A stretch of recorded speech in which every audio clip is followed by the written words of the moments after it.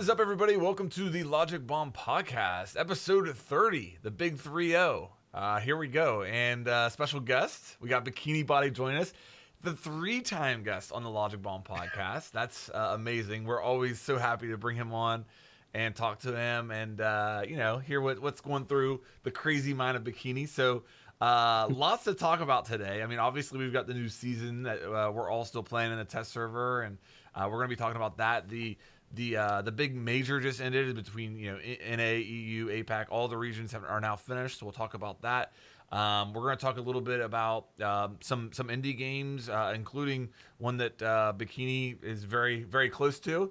I think what I want to start out with here is I want to give a huge shout out to Mike Rodriguez. He's a big Siege fan. He's also a UFC fighter, and he nearly murdered somebody over the weekend.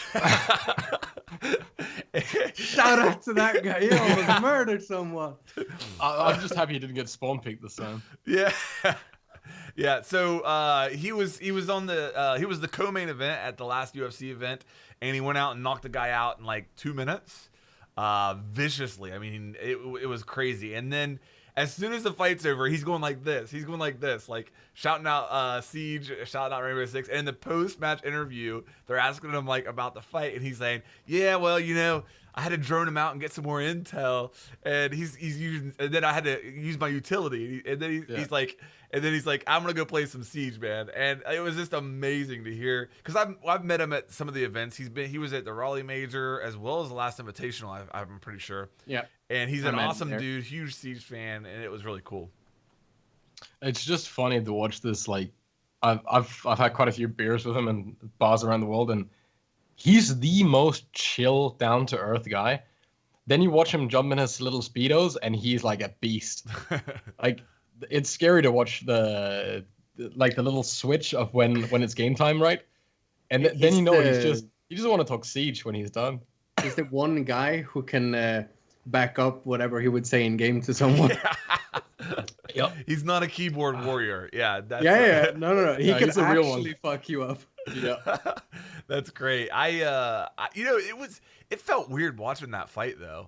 I never watched one of his fights before live, and watching it and knowing like, hey, I know this guy, and like it felt weird. Like I wanted him to win really, really badly. And I'm glad that he did. It was really cool. And then for him to mention Siege and like in that setting, for him to like mention Siege was just awesome, dude. So huge shout out to Mike. Really proud of you, man. And it was cool to see the Siege fam rally around him too. Yeah. Okay. Let's talk about the major. We'll get into the new season after that. So EU was the last region to finish up, where you had BDS win. NA, the champions in NA were Dark Zero. In APAC, you had Cloud9 and what was the other team that won? Giants. Well, didn't Cloud9 beat Giants? Okay. That. And there were a lot of sub-regions. I'm sorry, I can't remember every single one off the top of my head. Oh, Latin America, NIP, Ninjas in Pajamas. They're the champions there. So anyway, convincingly. Between the regions, what are your guys' thoughts? Well, to start with, I think we should. You mentioned this just before we started recording, Bikini. Well, let's talk a little bit about why the viewership might not have been as big as people would imagine. So, first off, splitting all the majors, is gonna tank viewership by a ton, right? There are so many hours of actual games being played, and we talked about this earlier as well. And I know that Parker and Troy talked about it on their show as well. There is so much Siege to watch that people just can't consume all of it. I think that really messes up the viewerships in general. I think the EU major, so I mainly watched the NA and EU. I watched that fully, and then I jumped in and out of APAC and LATAM. I think they both hit around like 35, 40K. When they were going up like decent numbers. And it's not that bad. It's not what we would have seen at a LAN event. Of course. No. Yeah. But it's also just not as hype. It really isn't. I mean, that the whole issue for me is the fact that it doesn't feel that special because it's not an interregional event. Yeah. I think that's really what it all boils down to. It's not LAN. It's not, Fnatic versus G2, stuff like that. It's just basically this similar stuff to what we've seen over the past season, just with slightly more hype around it, I guess, because they're playing for a title right now. But but you're also playing for a title where, and this isn't even to take it away from anyone, but everyone's sharing it now. And that I know that if you're the ones winning it, it's gotta suck knowing that, it's only EU title or it's only NA, right? Like everyone would want to have that one saying the major winner of an international major. Yeah, now they can share that. Yeah, there's always going to be some sort of stigma on it. Like in a year, people are going to be like, but it was only a national major or regional major instead, and it's not going to hold the same value as if it was a LAN. You also don't have the fan, like the fandom around all the teams combined into watching everything at the same time. Yeah. So if you have like all the G2 fans and all the Dark Zero fans are maybe not watching both NA and EU, right? Yeah. The same with like the time segments when it was sent. I think EU was probably the easiest one to watch for most people, just because of when it started. Yeah. The NA got a little late at times and started a little weird times, at least for us EU people. And APAC and LATAM were all right to watch time wise. Yeah, I was disappointed whenever I would look at the viewer count. I would be curious to know though total hours watched. And I bet the total hours watched probably wouldn't be that much different than the Raleigh Major. It may even be more total hours watched this major compared to the Raleigh Major. When you add up all the regions together, it wouldn't surprise me if there were more total hours watched. But I don't know. The thing like that I would throw out. What about the reveal? Like the reveal numbers were down too. Like I remember the Raleigh Major, we played in that Creator Cup, and there were like 270,000 people watching, and then the reveal was right after, and it was like that number. And I think this time there was maybe like 50 or 60,000, something like that. I think we hit 70 at least. Okay. Yeah. So that. But yeah, isn't it the same? So I honestly haven't kept track like proper, but hasn't this happened to every other game right now? Like, isn't like every online event just doing a little worse? Because it seems like individual creators are doing better, but tournaments are doing worse. See, what really like kind of made me a little bit concerned is that Valorant just had that FaZe Invitational, and they had like 85K watching it, which was actually a pretty... I think that's a failure. You think that's a failure? For Riot? Yeah. I mean, it's a brand new game that doesn't really have... that doesn't have a formal league or anything yet. So I don't know. I thought that was a good number for them. They're used to doing stuff having a million viewers, though. Sure, absolutely, yeah. So I think the air kind of went off the Valorant balloon a little earlier than they thought. Mm-hmm. I don't think it's as successful as they wanted it to be. Not even close. No. The teams that I've seen invest in it don't seem 100% like fully like they don't really know how committed they want to be yet. Sure, there's going to be some teams popping up and there are people being signed, but I don't hear a lot about Valorant outside of like if I search for it, right? Whereas CS, Dota, and League, sure they're established, but people talk about that. There's not in terms of one good way to sort of see how well a game is doing is to see like how it's going on YouTube for it. And as far as I know, there's not really been any YouTube creators that have either jumped on the train or built their channel. Like there's no Valorant known channels that are really like sticking out to me. Like there's some streamers who are playing it here and there, but it seems like they have a hard time like really like establishing a creator culture on the game, which I felt when I played it. Like I always tried to judge the game and like, would I be able to create content on this at a good level? And and I didn't really feel like that was the case.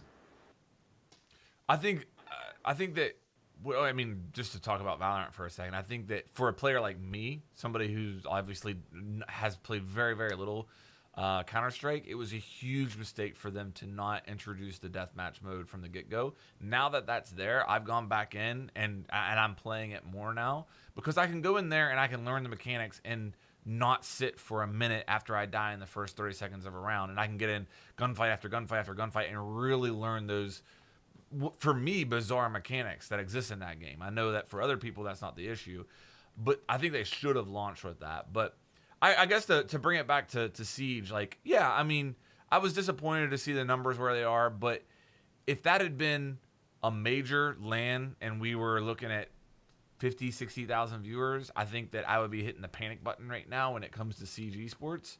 But because it was online, because it was all spread out, for all the points that you guys mentioned, I'm not there. I'm not looking at it like that. Yeah.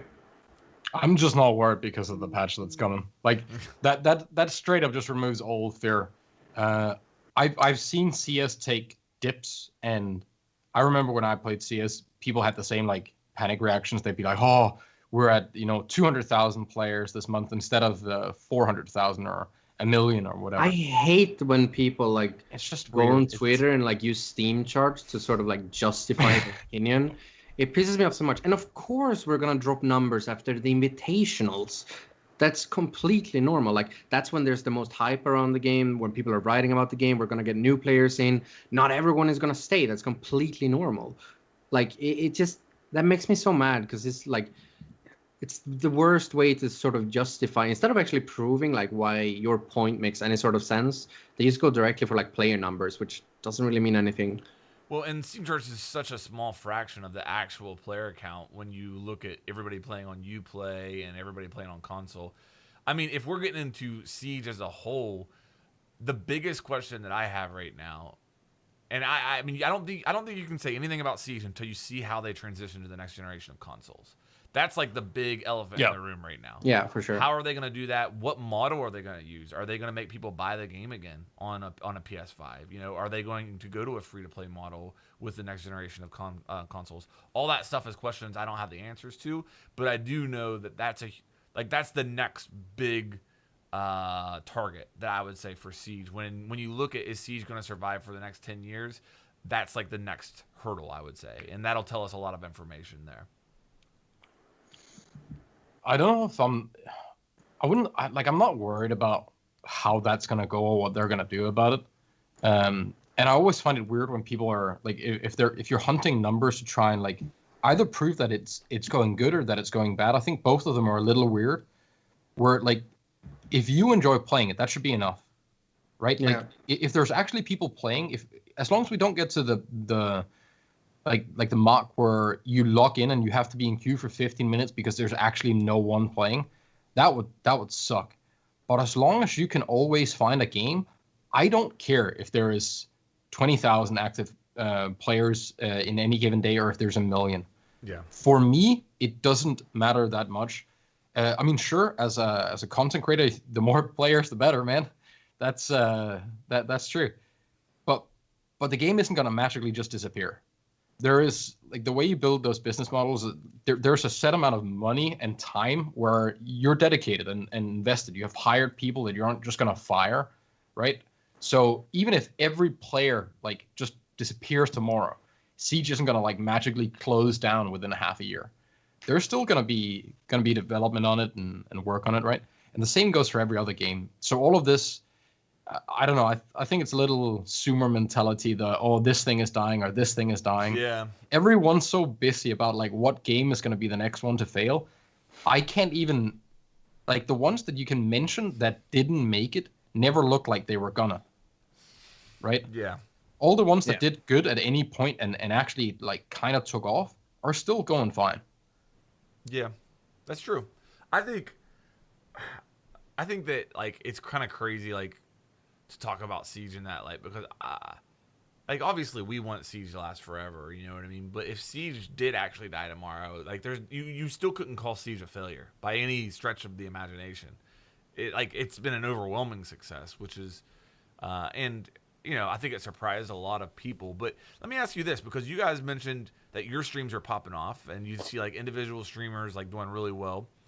YouTube views seem to be doing just fine for the most part, and So is there a world in which Siege Esports dies, but the game is still healthy?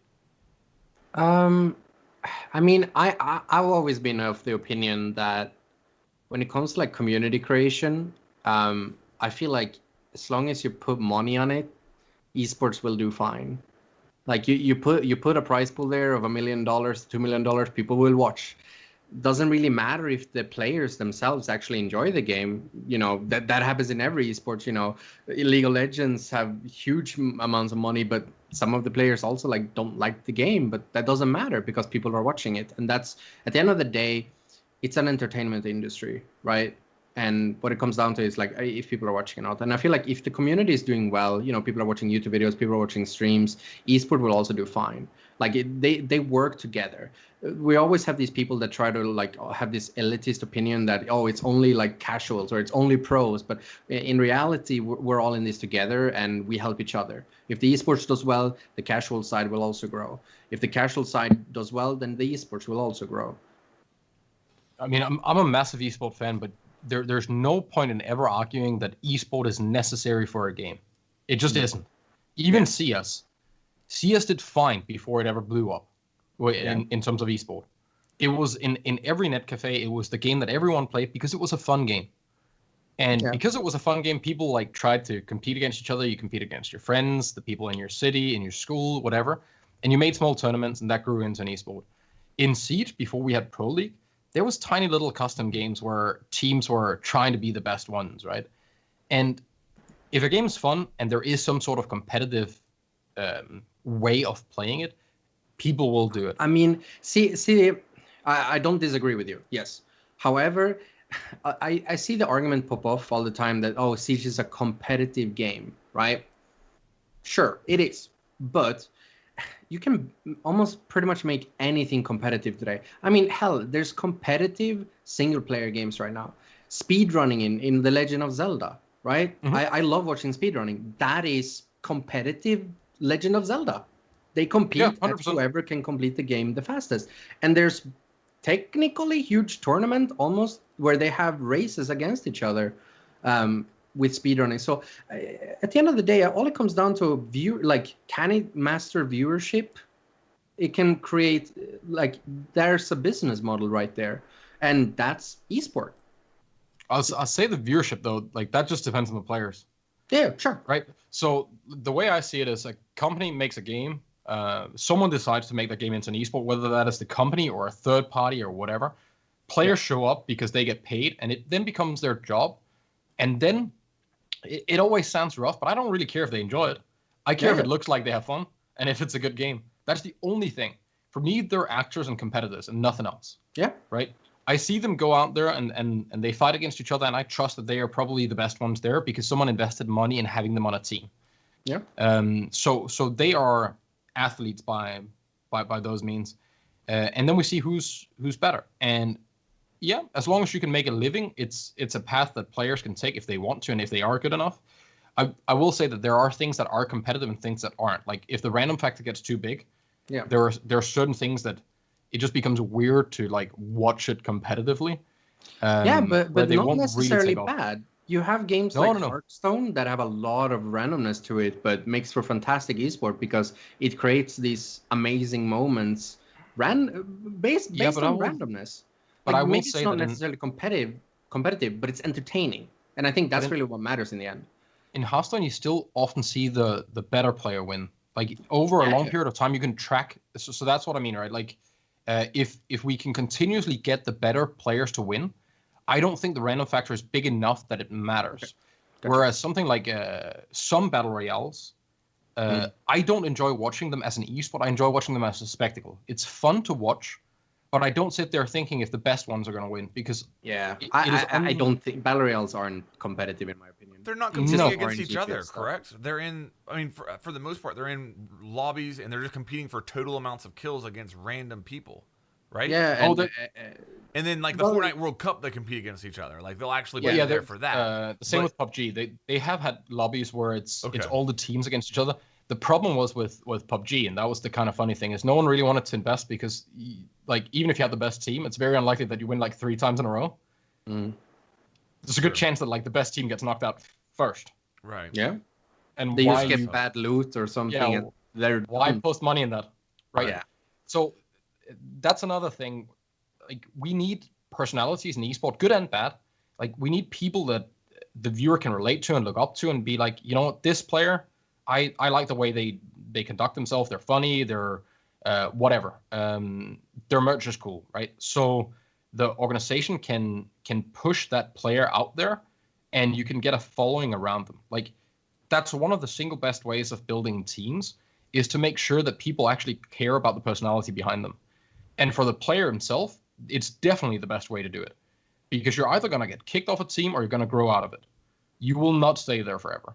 And if you at least have some sort of legacy with you where maybe you can put your name on a mouse, sell a t-shirt, whatever, right? You might be able to live the rest of your life off what you built there and not have to put too much into it after. But there's also a really good chance that the second you aren't on team number 1, 2, or 3, that people will forget about you within a month. So you need to like be super careful and try to build something that will last a little longer than just playing. And I think that's someone said, and I think it was a little rough, but I think it's kind of true. It's like the second that you're expected to be professional is when you join a team, right? Like that's when you should start looking at this long term and how do I stay like this? How do I stay in the sport and keep growing? That reminds me of the very harsh thing that I used to say before I really considered what I put into my tweets, where I remember the very first time I remember arguing with Fabian, and we were on the whole, like, you know, I think that was the initial sort of talks with Lion, I believe. But even though I didn't necessarily disagree with, you know, how Lion was overpowered, I think it was more like, you know, it started with the whole, like, we need to make sure that it's always balanced for the pros, like the casual scene doesn't matter. And I think we went into this sort of chain of adapting, and that how the very best players at the game should also be the ones that are the very best at adapting to the changes that come. And, you know, how the very harsh truth that pro players come and go. Yeah. One day you could be the best, and like in a few seasons you could be kicked out, and suddenly your fans aren't your fans anymore. That is the harsh truth of esports. It's very hard to build a legacy, I would say. Oh yeah. My gosh. Like some people will throw you through the wolves the moment you don't play well anymore. I mean, we can say that with the major. Look at Twitch. Yeah. You can have within a 4-round span, you can have people go, this guy is a bot, how is he pro? To, oh my god, he's a god. Yeah. Within 4 rounds, right? Yeah. One bad play, and there will be hundreds of tweets going, oh, what are you doing? Oh, you made my team lose, blah, blah, blah. Yeah. And one other round, and now you're the goddamn savior. Yeah. And, I mean, it's super volatile. But then again, you can conduct yourself in ways where the bad publicity that comes out from like having a bad play or a lost round might actually make you memorable in the long term, right? Like there are plenty of things that you can do.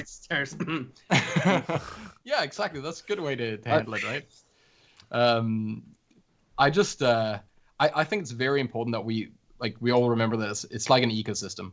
Like content creators aren't necessary if there's no players. No one's gonna watch our content, right? No one cares if there isn't enough to watch. Yep. And the same with competitive players. If there's no one to watch, well, you can still compete all you want, but no one's gonna throw money at it.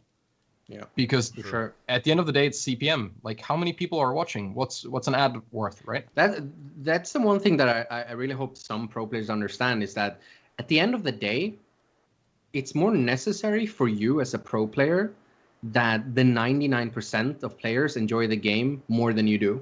Yep.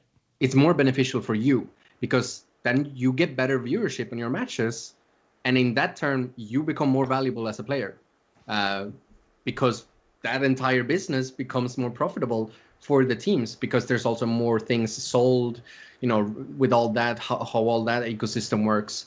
And that is, you know, that is the harsh truth, that you actually liking what you're playing doesn't actually matter, and it shouldn't even matter to you as a pro player. That goes for us as content creators as well. Yeah, absolutely. For the ones of us that like stream or on YouTube, the ones that are sitting there like fear mongering and trying to make everyone dislike the game, while numbers might be decent. Like let's say you're at 1,000 viewers and the only thing you're ever doing is you're negative about the game. Like it's always the game's fault, everything's bad. You just want to play something better, blah blah blah.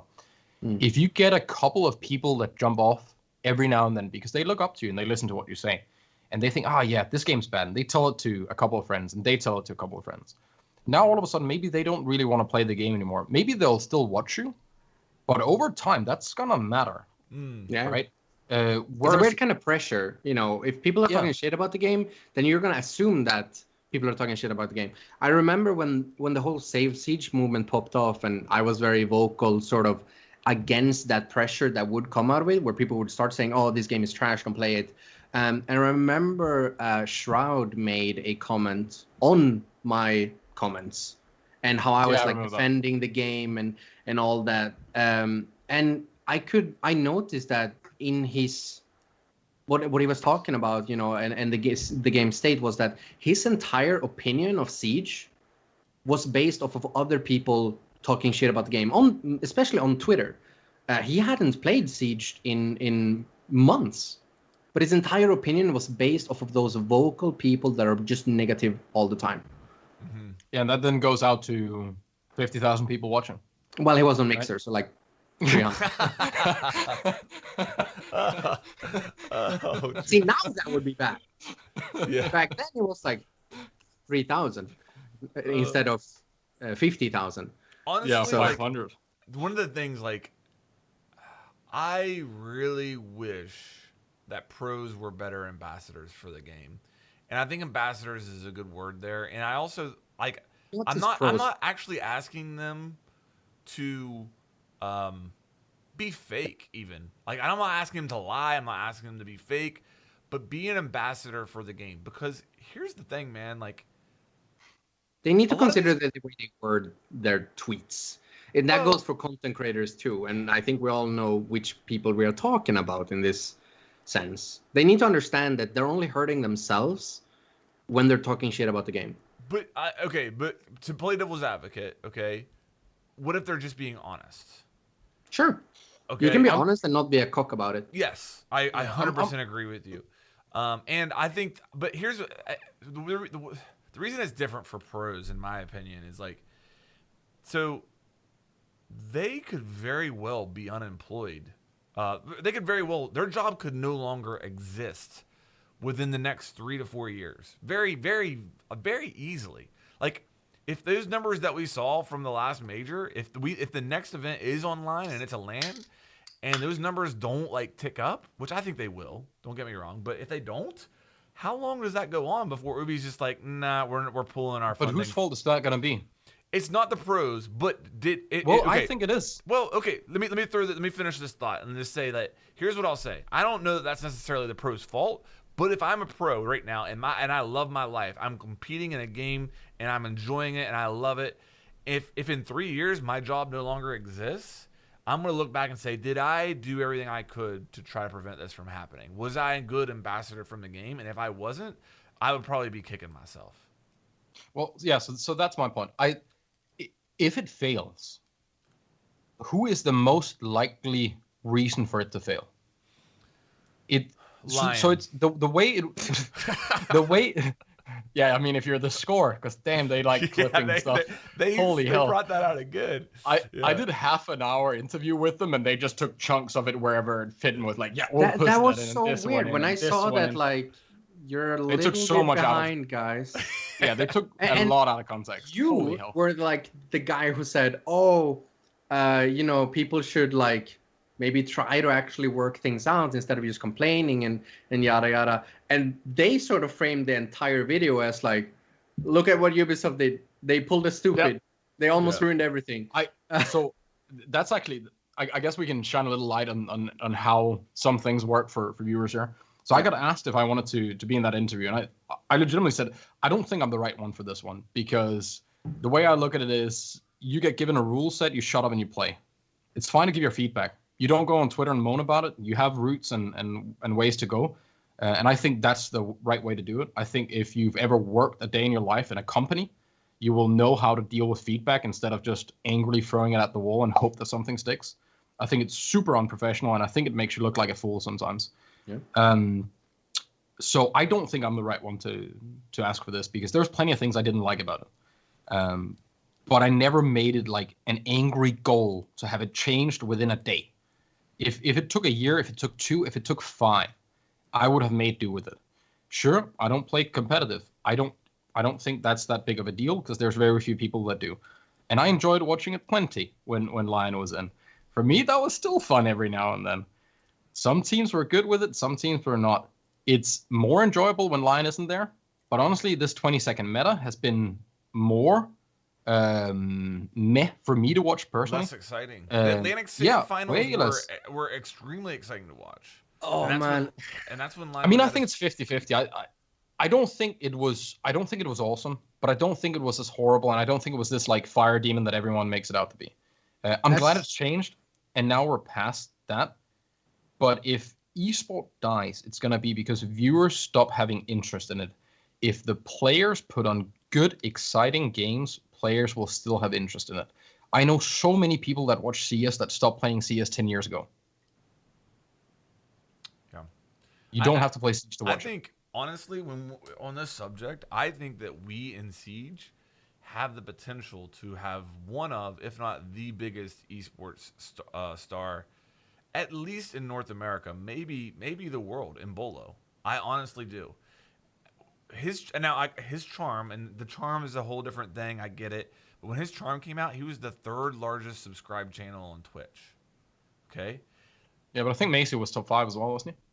Probably. I mean, and again, that's the charm. There's some. Hanger was also really high. There's some extenuating circumstances there, but for him to start out as a content creator, and I think that he could be like a future Shroud in a lot of ways. I mean, I really do. And I don't know. Like there was a moment, I guess, to talk about the results of the majors a little bit. He aced to put away the defending world champions, and that was a really cool moment. Yeah, that was a good round. I mean, legit, he aced a round, and then that was a round that put away SSG, and they ended up losing in the final to Dark Zero. But I don't want to put too much pressure on him, and I'm not going to make the statement that as Bolo goes, Siege Esports goes. But I do think that there is that he has the potential to really take this sport to the next level, and this game, in my opinion. I don't think a player can. I think that if anybody can, it's him.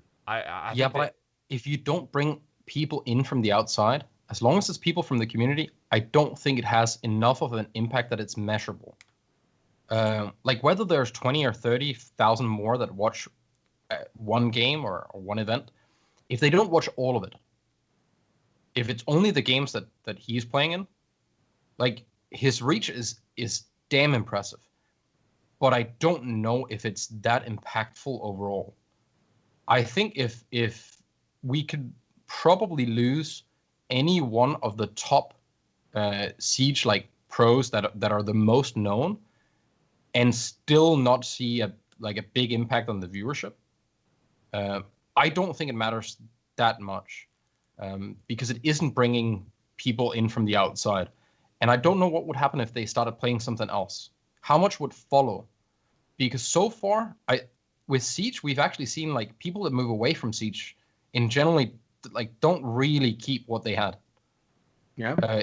We're very, very niche game, and the following, it's really weird because if like when people jump from COD to Battlefield to CS or like whatever they do, they seem to carry some sort of like a portion of their viewer base really with them. For sure. Whereas Siege seems like super strict.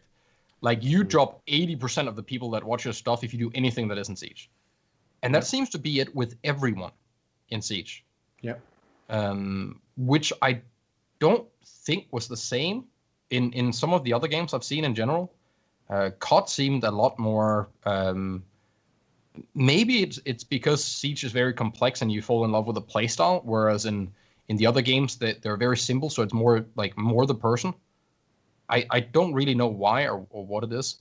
But like Shroud's size and reach was because he could go from one game to another to another to another, and people just didn't care. They were there because it was Shroud. Sure. I think that's the key point, though. I think a lot of Siege content creators have made their content revolves around Siege. Yeah. It doesn't revolve around them. Like, how many people actually follow me for me? How many people follow, Coconut Bra for Coconut Bra? I mean, how would Coconut Bra translate his content into Call of Duty, right? That, or how would you translate your content gets flanked into Call of Duty? I think that's really where the issue comes down. That I think all of us, I mean, a lot of us are new content creators. Like, most of the content creators that grew up with Siege started with Siege. So that's, what we've grown with. We haven't really experienced how it is to go from one game to another, which other content creators might have in other games. And that's a process. You need to make sure that people follow you for you and not follow you for the game. And that's difficult. Very difficult. Extremely. I think I was gonna say, I think the news. There's been like a surge in Siege YouTubers popping up like a lot. 10, 15 words. It's ranked highlights, and there's a lot of them, right? Generally the same like thumbnail style, and nothing against the content, but it's the champion charm, like a blurred out gun or a blurred out background and a gun, and they're all the same, and you can't really tell like who's who. Yeah. So you just have 10 thumbnails that come out like kind of around the same time, but everyone's getting like 50, 100, 200, 500,000 views. But I don't know a single one of them. Like as a player, there's no cam, there's no personality. It's just in-game highlights. Yeah. If that went anywhere else, I don't know who's playing. Like, I have no relationship to the content that I'm consuming. Yeah. It's very amazing plays, and it's entertaining to watch, but it could be anyone behind that keyboard. I don't care about the person playing it at all. I just care about what I'm seeing, and it's, for me, I don't know if I can call it dumb content, but it's like I'm just sitting there staring at it. It might as well just be a reality show where I have no, like, I don't care about anything that happens. I'm just consuming it and doing nothing with it, right? As soon as I'm done watching it, I've forgotten all about it. It was just 10 minutes of time spent. It's not something that sticks with you for half an hour or a day or anything. Where if you really want to blow up, or if you want to make something that people will at least remember, they gotta like relate to something. It can't be the way you spawn peek, because that's not gonna go further, right? Like, people will forget. As far as the actual results of the majors, was there anything you guys want to talk about there? I mean, I think there's a couple of big storylines personally. I mean, the fact that BDS won Europe, like Shaiko literally beats G2 Pingu in the championship match. That's crazy. Like you would be embarrassed to write that story, honestly. Yeah, I didn't think they were gonna win. I thought G2 was gonna win. I did too. 100%. And I said this yesterday. I was talking to Parker and Troy, but I think if you're a G2 fan, you have a lot to be happy about. Like, it's not. I wouldn't have walked away. Like, yes, they got reverse sweeped. That's hard to swallow in the finals. But G2 definitely is back into their winning ways, and I think that they look like they're in prime position to keep getting better and be a force to be reckoned with again. I mean, you can't complain. I mean, they made second place. It was a good final. One team's going to lose. It's so easy to be a viewer and just say, oh, my team didn't do good enough. Yeah. They played well. I don't think they're happy with the way they lost, because there was a lot of times where they could have won. And you're always going to hindsight the hell out of that. But on the other hand, like, they changed their entire play style. They did massive roster changes, right? Like, yeah. Someone has an iffy mic, by the way. I think I hear. Is it? Do you have a fan going, Bikini? Yeah. This might be your fan. Maybe. Yeah, I think that was it. What about the Dark Zero boys? They Is there any bias there? Am I hearing anything there? Of course. Everybody knows that I'm a Dark Zero fanboy. But I mean, beyond that, I mean, it was so huge for them to show up like that. I loved they look like a completely different team, especially on defense. Man, they played super aggressive. I love to see it, and there were a lot of people saying that if Hyper doesn't do good, then they lose. If you shut down Hyper, then you beat DZ. There were a lot of people saying a lot of things about DZ going into this, and I was really excited to see the guys show up and play so well. There was reason to be concerned about this roster, in my opinion. Like, listen, I love Skies. I've been a huge fan of him forever. I love Eclipse. But if you look at them making that roster change, they, in doing so, dropped BC. Well, it didn't drop BC. BC moved to coach. BC's one of the most consistent LAN performers in all of NA history, in my opinion. So, the team had just finished runner-up at Tokonami. Now there's some extenuating circumstances. Like, that wasn't really that impressive a run. They beat FaZe with a substitute and then Wildcard, I believe, or was it Aerowolf? I don't know. Either way.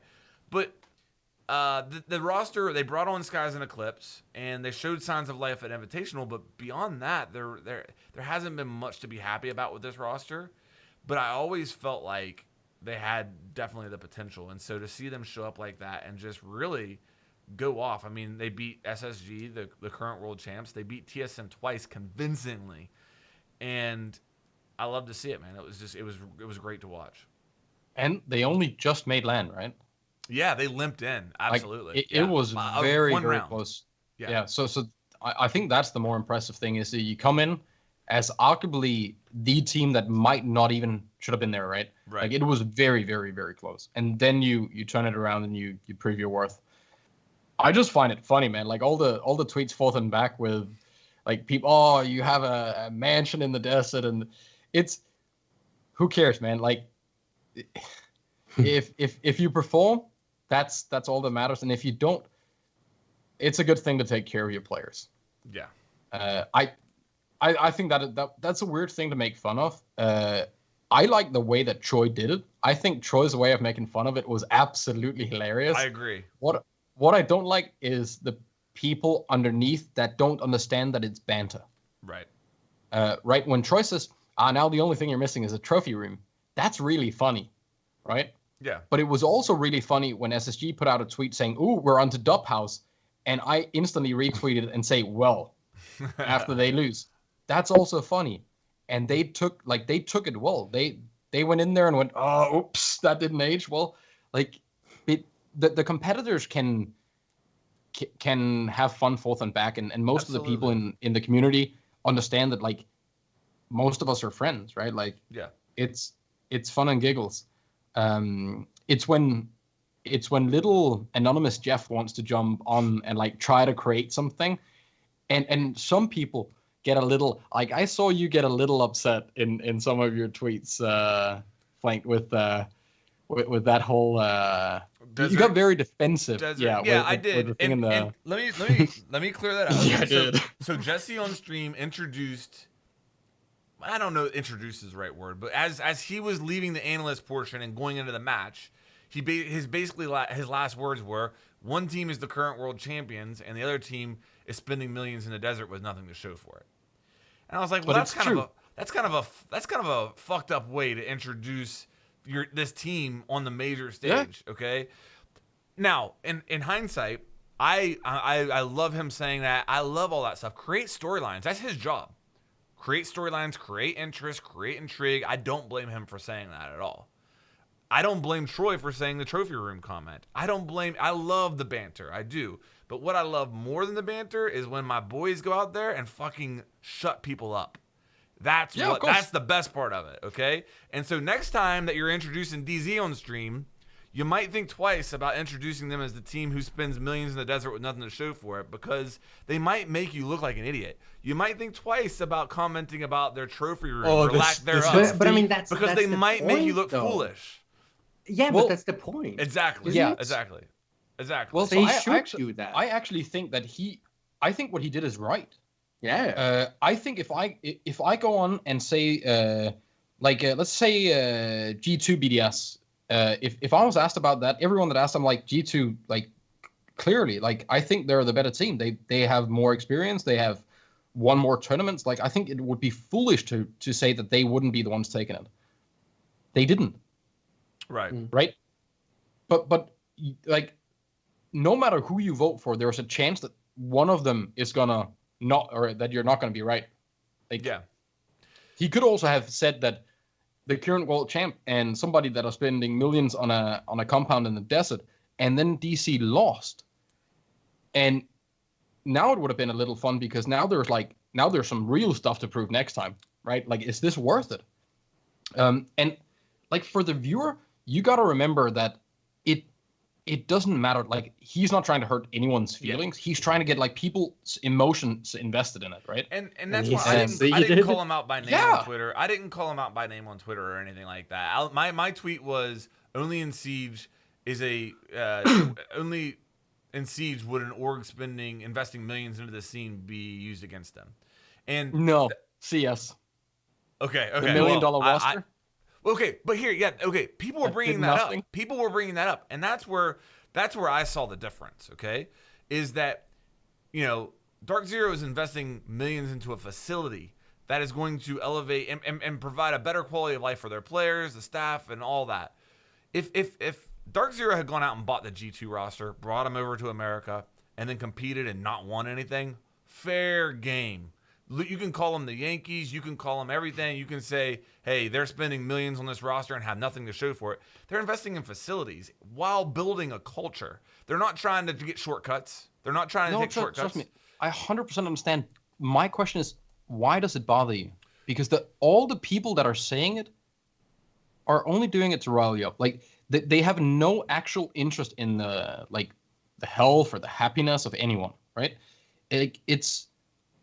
There should be no need to defend trying to do stuff as good as you can, ever. Like, I almost see it as more of a loss trying to defend you putting effort into taking care of your players and stuff like that than to just do it and be like, nah, I don't care. Like, if you guys don't want to do what we're doing, that's fine. But we care about how we do it here, right? Like, we're going to give our players good chairs, good tables, good food, whatever. Mm-hmm. And that's going to cost money, and we don't mind doing this publicly. And on the other hand, I don't think DC ever went out and boasted about doing it. Yeah, not really, not really. And okay, so let me say this: Jesse saying that, fine, good. He's doing his job. Me responding the way that I did on Twitter, if there is a person who is in the wrong in this, it's probably me, because you got Jesse saying it, me responding on Twitter, and then the boys going out and handling business. If there's a wrong party there, it's got to be me, right? But I guess at the time, I was just thinking, like, for fuck's sake, like, you guys have no idea what's going on behind the scenes. Let us just fucking go and invest in this game that we all play and love without it being used against us. Like, that's where I was coming from, but it shouldn't matter. You're right. It's always more fun to just kill people with success. Yeah. Just wait and show. It's so much better, because you're never going to be able to tell people that what you're doing is worth it before, they will realize once it is. I mean, you should be very happy that DZ won. I am. Oh yeah, that's because what would have happened if they didn't?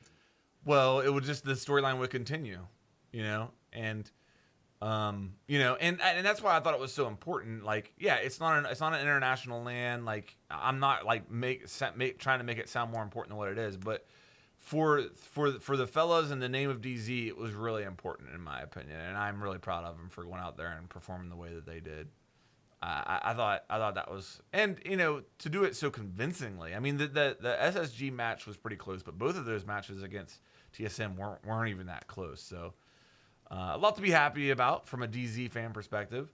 Your Fnatic boys had some rough luck with the ping and the way that all worked out. I mean, that entire situation is so incredibly screwed up. Like, they've really, I mean, just the timing and everything of Ubisoft changing up their league format, and their being in APAC North was decided way ahead of time. So when the whole COVID-19 situation hit and they were basically forced to stay in Australia and play APAC North, it's incredibly screwed up. I'm still incredibly proud of how they performed despite basically having to play against people who are in the future. That's a good way of saying it. Yeah, I mean, people shoot them before they even see them. Yeah. And I really hope that entire situation gets sorted or anything, or like I really hope that they manage to get to invitationals, because they are the one team that always manages to create the most upsets, the most stories at the invitationals. If there's one team that deserves to be at the invitationals, it is Fnatic for sure. They're just such an amazing team to see play these international games. Yeah. So I really hope that things get sorted for them, or that they somehow end up getting the invite if they don't manage to qualify. For sure. Let's just hope there's gonna be one, man. Yeah. That's also been on my mind, and Yeah. Dear God, I hope the invitational isn't going to be played online like this, because that would suck. I don't even know how you do that. All right. I mean, I'm not You legitimately suggesting. can't. I'm not suggesting. Would it that even be this- possible that they did an invitational in private? Yeah, you could do it like Fight Island, like the UFC's doing. You know what I mean? Yep. Yeah, like would they like they would fly out the players and stuff, and they would play in a secret location, it like depends no on public? Canada's travel laws. You know what I True. mean? Like Yeah. that would be one thing, because with Fight Island, isn't that, where is that? It's in like, it's on like. I mean, some, the argument is that if it's gonna be just the teams, it doesn't really matter if it's in Canada. right, Yeah, true. Right, exactly. They could So do it anywhere, but Just yeah, do it in the US. It seems like they don't care Right. over there anyway. I hope that ends up happening at the very least. Like we Yeah. get some sort of international invitational, that Yeah, it would- regional. It would whatever. suck to go a full year without like. Yeah. I hate to say it, without proper competition. Mm. It's just not the same, man. When it's just It EU isn't. versus EU and NA It versus NA, and it's not the same. It feels like we've just been having a normal pro league season that took too long. Yeah. And I mean, Uh, it's still now it's going back to, and that's the issue. Like this season that's coming up, it's not gonna feel any different from these major games. Yep. Right. and the worst thing is, on paper, same. this whole thing looked damn amazing when we saw it first time, right? Yeah. Like the new system, I was super excited about it. I don't like how like different regions have different rules for how to qualify and all. I think that's a little messed up, and I don't know if like different people just want to prove their worth, or if it's some power struggle. Or It was also seems made weird. to make things easier for viewers to understand who were qualifying. And I'm gonna be But it's completely much harder. honest, I still don't understand how people. Yeah. Like it's the top 4 Um, teams, but I still don't really quite understand how they make the points. I mean, I guess winning but Winning helps. Yeah, winning helps. But yeah, it's still a very confusing system for someone who watches this very casually, I would say. Also, if you don't have time to watch all of it, you're gonna sit there wondering like, why is there draws in EU? Why is it best of threes here? Yeah. Why are there overtime here? Like, Yeah. why aren't they playing the same game, right? I don't care if it's best of ones, best of threes. I just like to see the same everywhere. Yeah. It is a little that- weird. That's my only gripe, to be honest. Mm. I'm happy that the skin stuff has changed, because that's one less thing to blame things on when a team loses. And if we never get to a place where when someone loses, the only thing they can blame is that the other team played better, like that's my ideal form of Siege. So it isn't lighting, audio. He had the orange skin on in the orange hallway, stuff like that. I'd much prefer that. But damn, do I miss some international events. On that note, next season of competitive Siege is actually going to be insane. Yeah. I mean, and we can transition this into the next season worth of content. Obviously, next season there's a new operator coming into the game. Sam Zero, he's coming, but that's like a footnote compared to the rest of the champions. Yeah. And there's a waiting. You know, the pros won't play Sam, but they're gonna play all the other stuff. They're gonna play the new optics. They're gonna play Ping 2.0. They're gonna play the hard breaching device. They're gonna play, I don't know, the reinforcement pool. They're gonna play, all that stuff. I'm just gonna say it once, since we should do it every time it comes up. The grace period is too long. Carry on. The great. Okay. All right. I'm with you on that one. Because I That's- mentioned it. Yeah. But I'm fascinated to watch. Let's get into the next season, okay? And I think that I'm fascinated to see how it plays out in the Pro League. But beyond that, we had JB, lead game designer, on last week. He talked at length about all the stuff that we picked his brain on, and it was really interesting to hear his perspective. But I know you've been streaming it a lot, Bikini. What are your big thoughts as far as Operation Shadow Legacy? I am. So, in all honesty, in terms of content, from my eyes, at least, meta changes, it feels amazing. This season feels absolutely incredible. I really love what the side changes have sort of thrown things around. A lot of aim bros getting cucked a bit. Doc losing ACOG, Jagger and stuff like that not getting any. Operators that haven't really seen a lot of light are getting scopes, like Capcan. Capcan's been one of my go-to so far, but also the reinforcement pool, also like allowing operators like Capcan and Meister to focus on their setups, while people who haven't had enough to do in prep phase, like Doc or Pulse or Clash, yes. Rook, they finally have more stuff to do. So in that sense, I'm really excited for this season. Like, as I said, the content feels amazing. However, this has probably been by far the glitchiest TS so far. They fixed a lot of it. Like the repel bug that was in the animation stopping bug. However, so good. I was one of the people who were lucky to have never experienced the sound bug before. On this Shadow Legacy test server, I've experienced it more times than I can count. Are you talking like the reversed sound, or what do you? It only puts sound on one ear. It happens so if I alt tab when the game is sort of loading in at the very beginning, it only puts sound on one ear, and I don't hear anything when I'm on a drone. So that's been happening more for me. So I really hope that fixes, because the one thing, that's the one thing that's gonna keep this season from becoming the best season that Siege has ever seen. If there's some type of bug or something like that. Yeah. That's the whole thing that's going to carry this season. The loading time is bad too. I think that's the replay system. I'm hoping. Yeah, we were thinking the same, Bikini and I. Yeah. I think that you should not be able to use the replay system provided that you don't have a fast enough hard drive SSD, right? Yeah, that shouldn't be a hardware requirement. Yeah, there should be. I agree. Like when you do the whole DirectX deer to or diagnostic to check what kind of hardware you have, when you go into your settings and it auto provides stuff, it should just black out replay if replay is the cause of the loading time. Yeah, it probably is, but I don't know for sure, so I don't want to create any rumor, because holy smokes, has there been a lot of those. Yeah. It's funny you say when you tab out of the game with the audio issue, because so I never get reversed audio or audio in one ear, but I never ever tab out of a game, ever. Oh, do you know? If I do anything, I use Alt Enter. I make the game window mode instead. I don't know if that actually. Yeah, I don't know if that causes it, but I never get it, and I know people that get it a lot, a lot. But thinking about it, those are the same people that are normally always saying I'm tapped out. Yeah. So I don't know if that messes up with things, if it has something to do with administrative rights or stuff. But one thing that happened that was super funny is someone came into chat and said, thank God they have fixed the audio on TS. Live build is completely unplayable now. And the funny thing there is, to my knowledge, and I know people are going to argue this for days, I don't believe that anything changed with the audio. I don't think they went in and changed anything. Change the way that audio is done or anything.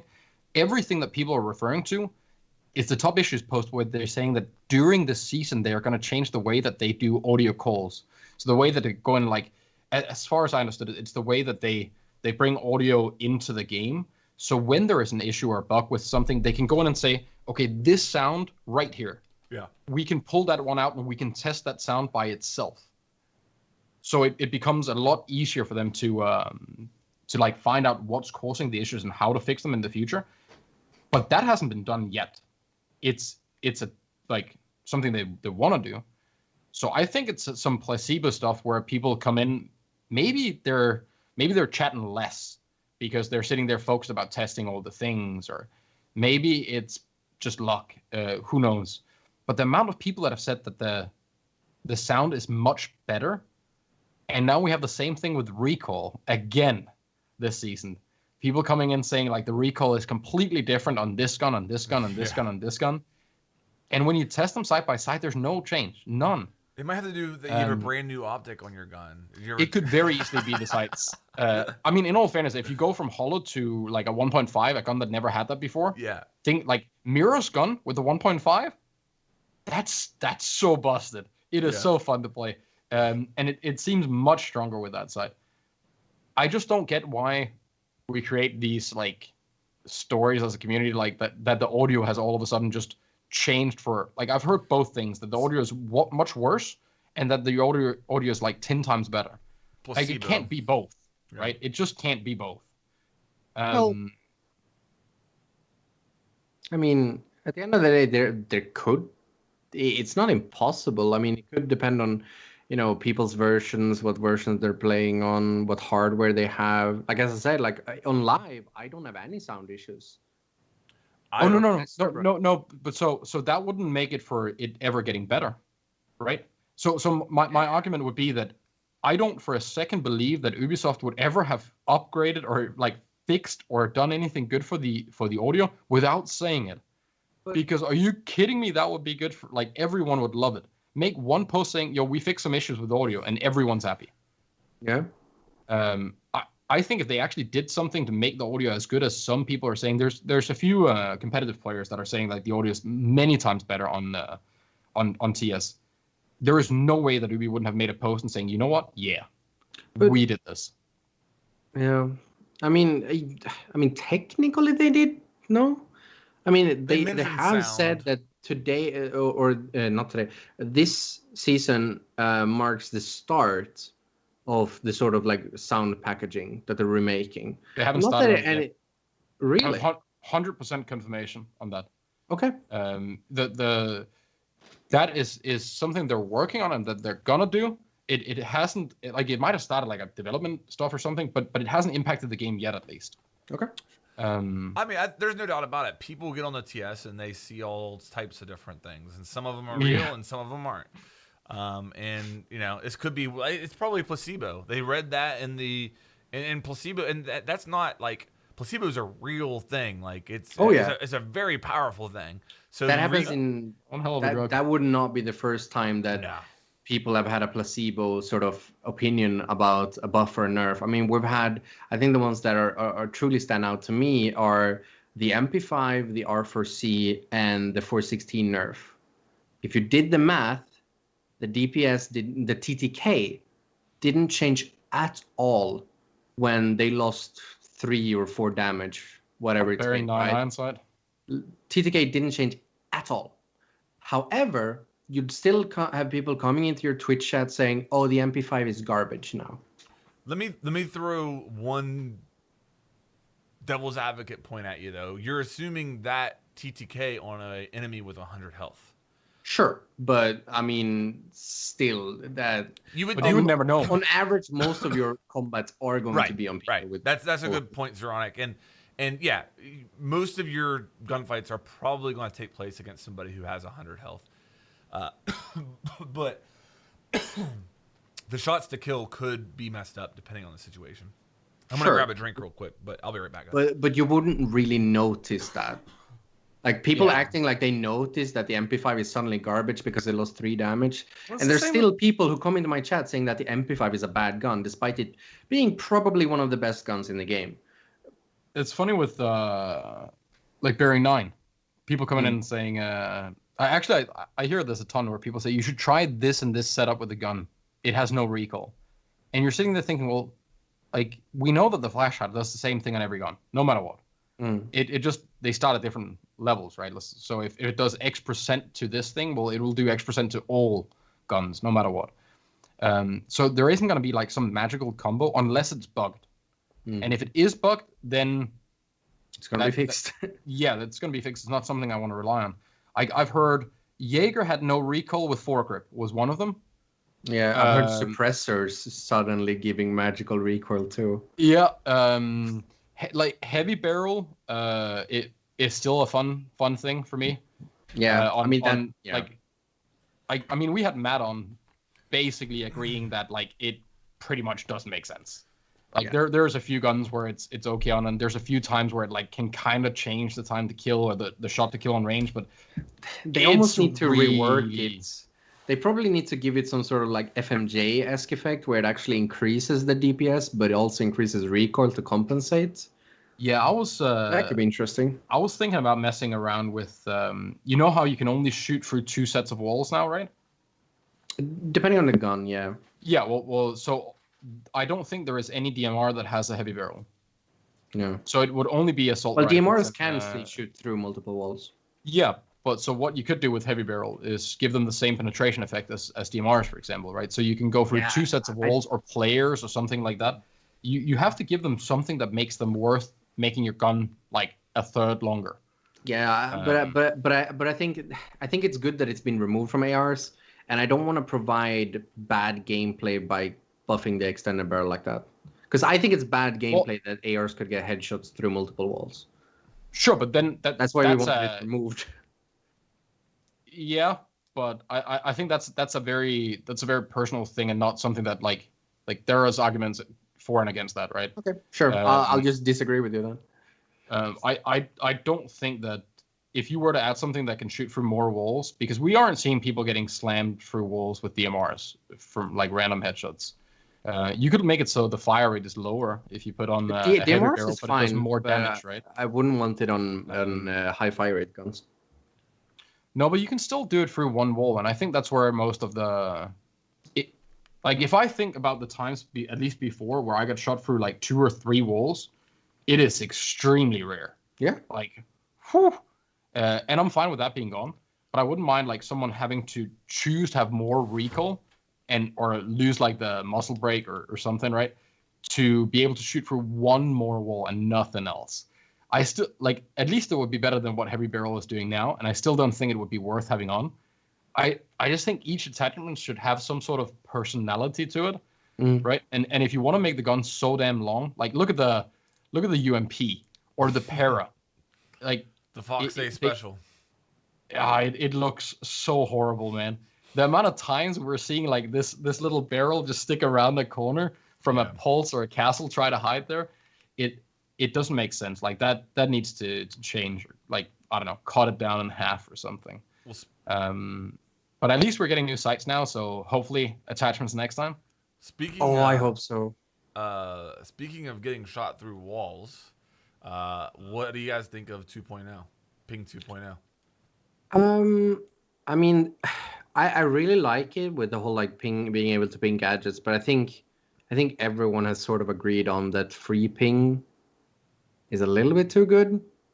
But then again, I remember you made a point, Alex, that in terms of free ping, that's no different than someone giving a very good precise call out.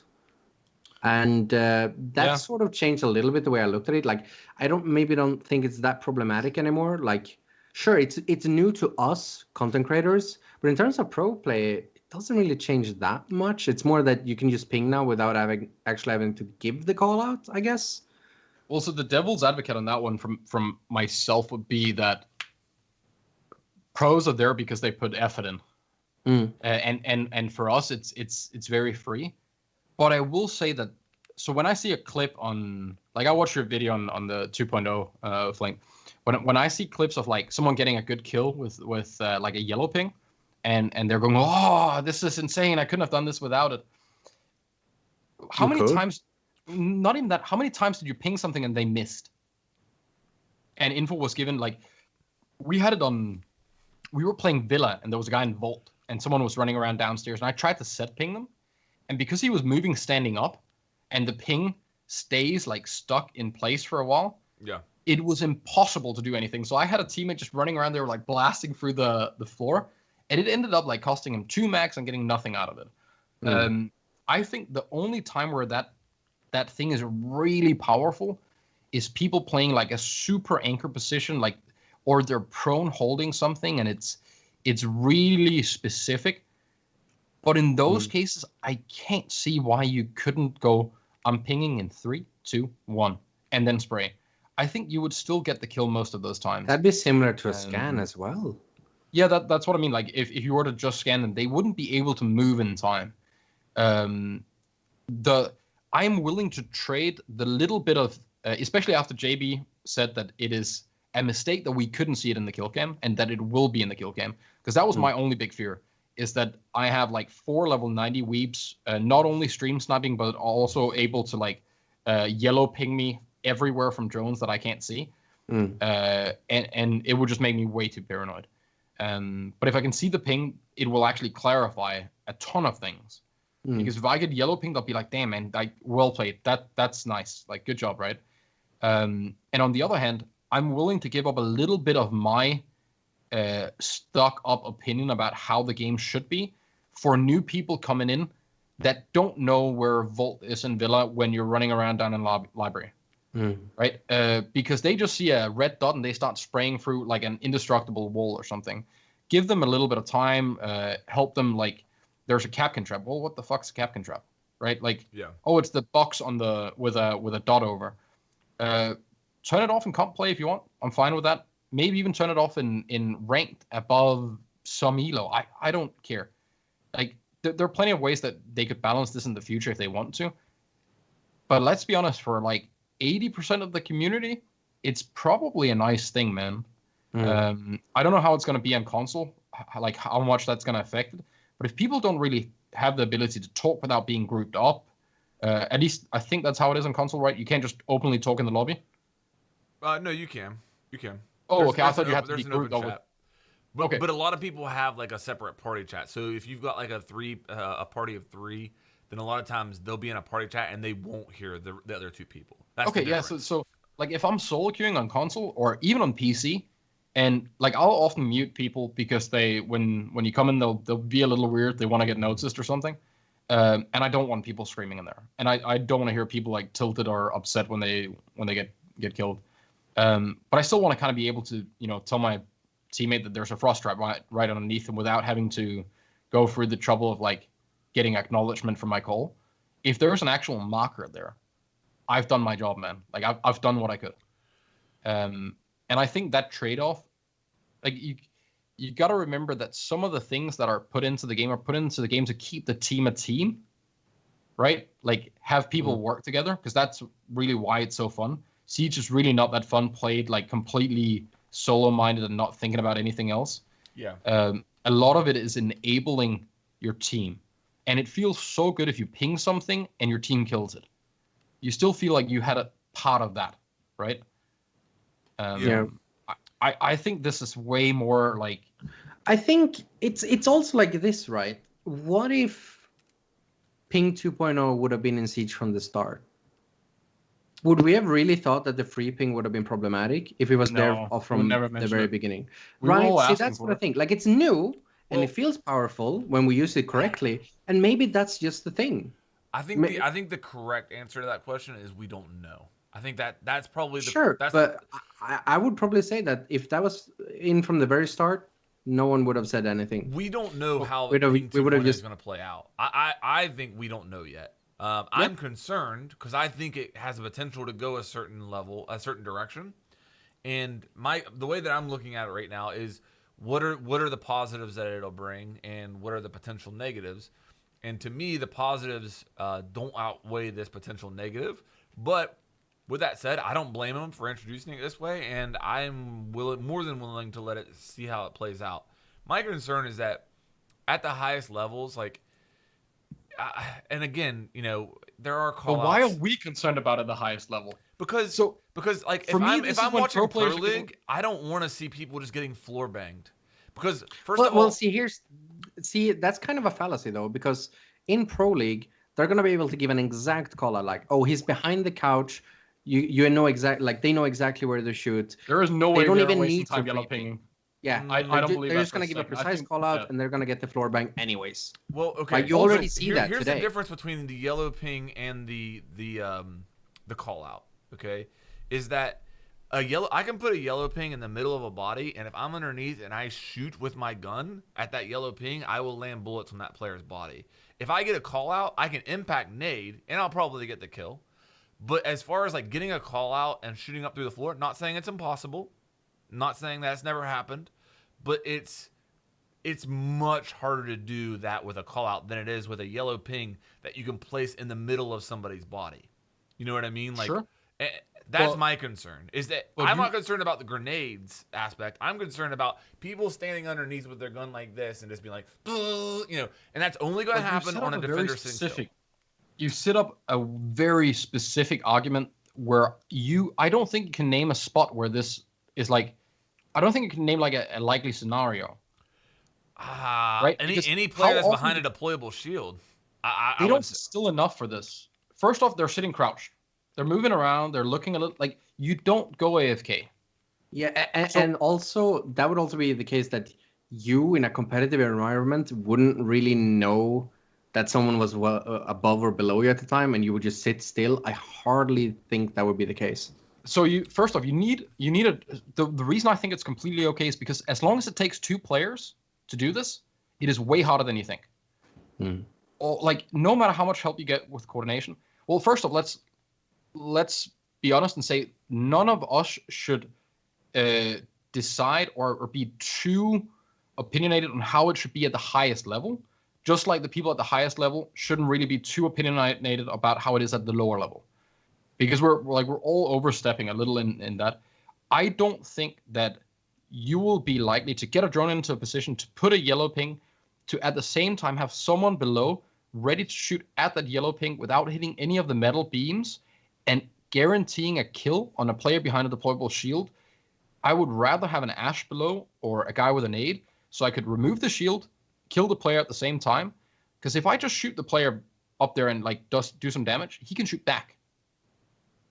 There's a legit chance that I just get railed because I don't do enough damage to start with, and he has the tracers coming through, unless you're a citizen and running suppressor in your orc. But why not use the nade? Why not use the call? You know where the deployable shields are going to be.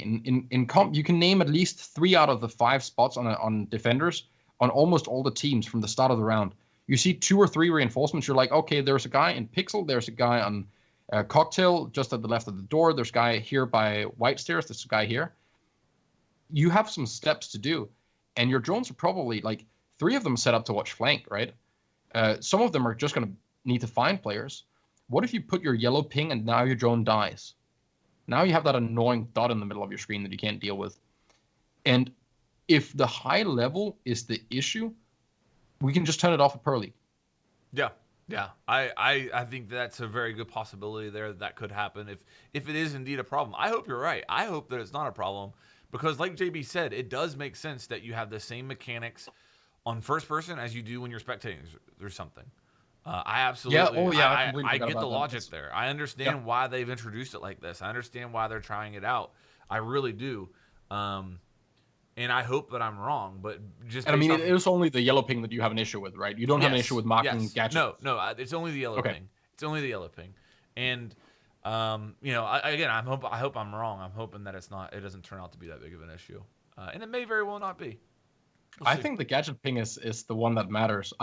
I honestly don't care about the yellow ping. They could take that away tomorrow, and it wouldn't matter to me. I'd rather red scan people because it normally facilitates them moving.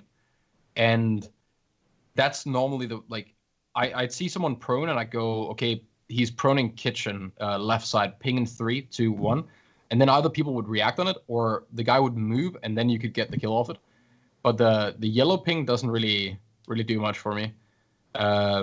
Whereas like pinging a deployable shield and being able to see that through the floor, like for me, that's the big one.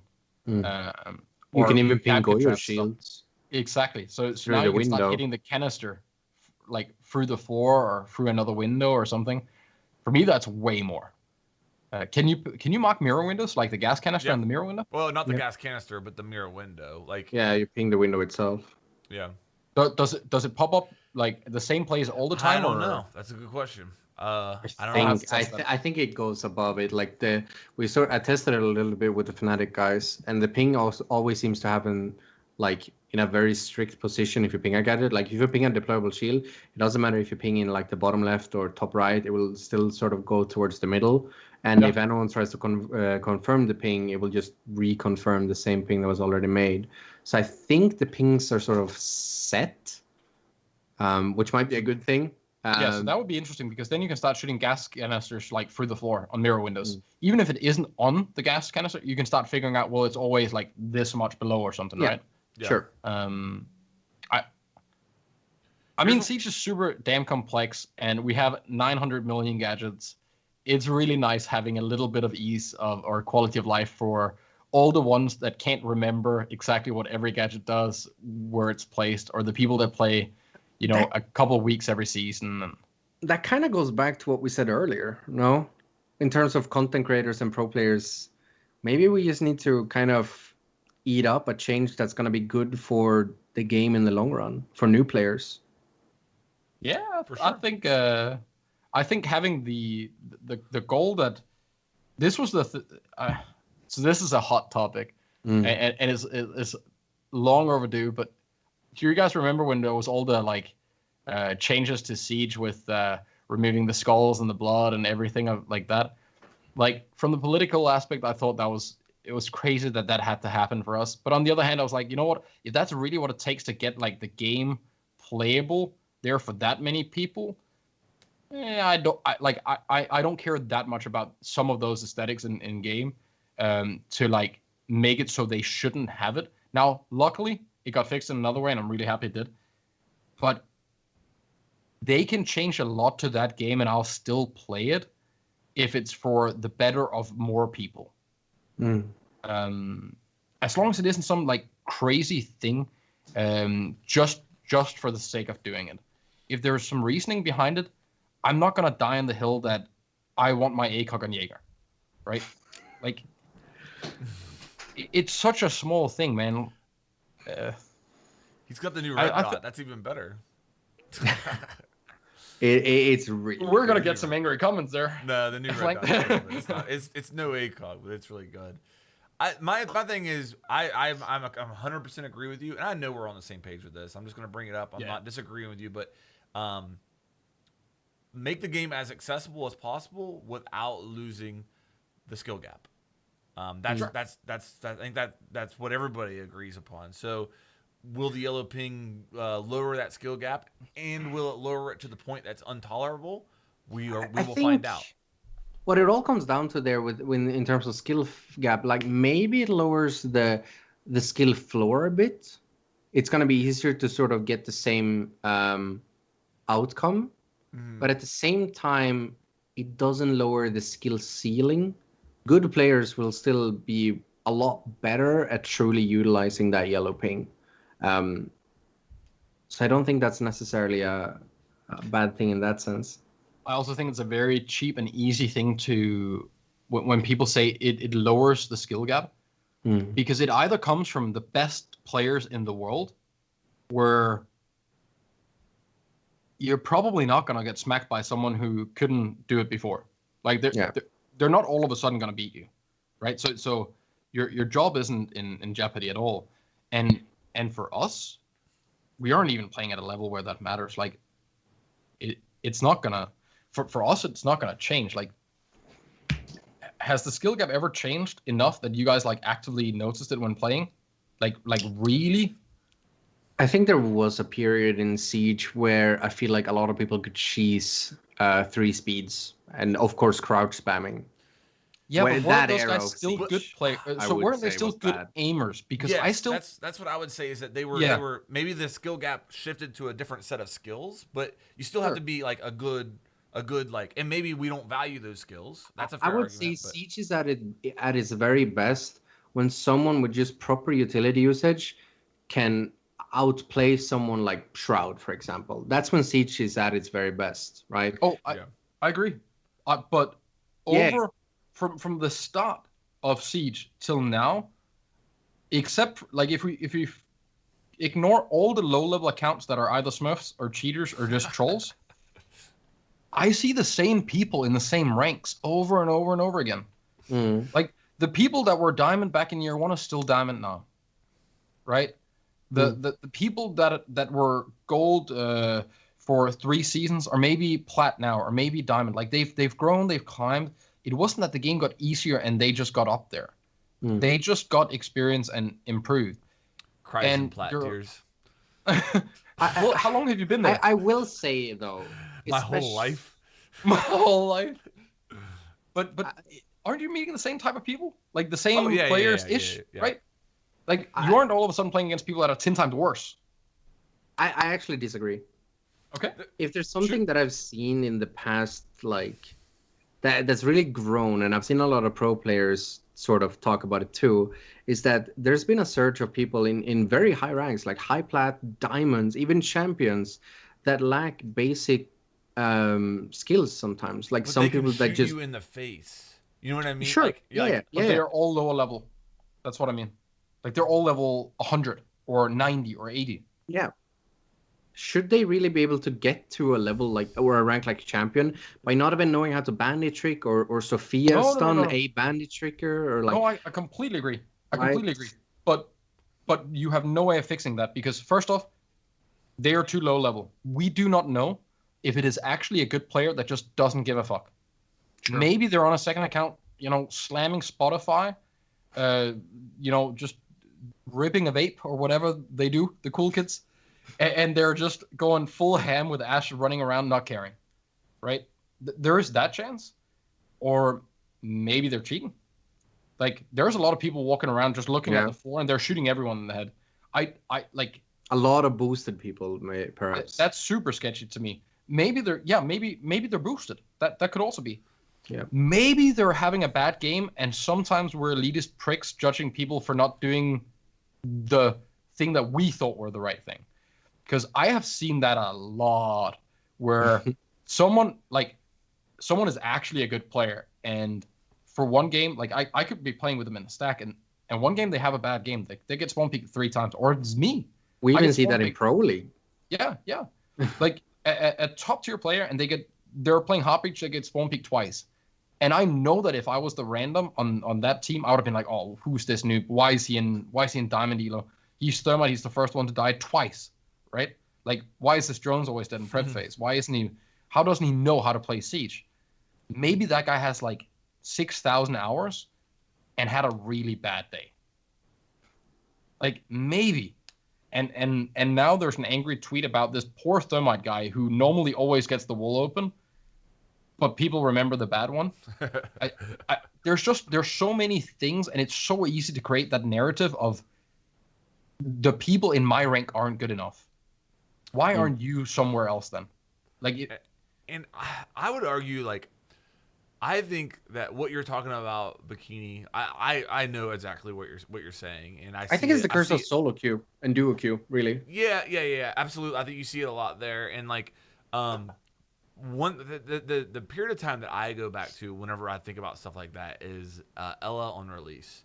Remember that terror, like Ella 50 round mag, no recoil.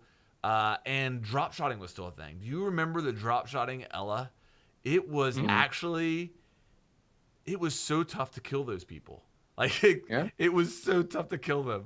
Yeah, but at least in high elo, it's still the same people. I can name some of the people and they're that still were really good. That Ella. Yeah, exactly. They're still monkeys and jump out of every window and still win their gunfights.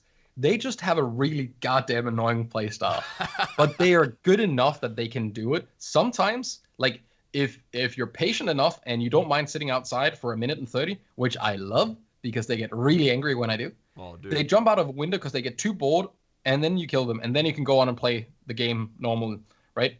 But that was the same guy playing that Ella back then. Have you ever killed anybody from Border Roof and had them not type in chat after you killed them? Has that ever actually happened? No, but I've gotten an Instagram death threat message after doing it once. So people get so mad when they die because they're always the doc. They run. One of the funnest things in the world is to play a Maru. You spawn, you get up there really fast. The doc doesn't even have enough time to run out of East Door and back in, and you're there. You kill them. They lose their mind. They lose their absolute mind. It's beautiful. I really enjoy that. I'll put a drone up there after we got the double drone. I'll put a drone and then I'll use the second drone to like drone people in, and I'll sit and swap back to that drone all the time to see if anyone's there. If anyone's there, I'll like stick my head up and go, and then sit down and drone again. Why are you on the roof with a minute left? I don't know. I'm joining my entry frag and keeping flank. Let's talk about some other games right now, because I know Bikini and you both have played a new game that's in beta right now, right? Is it beta or alpha? Limited beta. Okay, limited beta. It's called Due Process. And, I actually made a video about that game like 2 years ago. It's been in development for a very long time because the concept is really interesting. What's the concept of the game there, Bikini? So it's very similar to Siege. It has the sort of planning phase where you sort of talk with your teammates, like what kind of setup are you going to do in defense, or what sort of take are you going to do on attack. You gear up. The game actually has economy, so you need to sort of scatter your gears across the 3 rounds that are in casual until you swap, and then you have the economy for that side.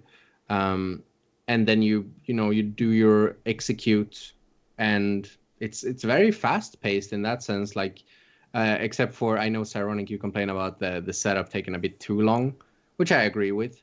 But it's very similar in terms like to Siege. Like it's definitely like a cousin to Siege, I would say, and I think that's what got me interested in it. You have similar stuff to gadgets, like you have barbed wire that the defenders can place. They have Molotovs that can sort of cut off an area for a limited amount of time. The economy is extremely interesting, to be honest.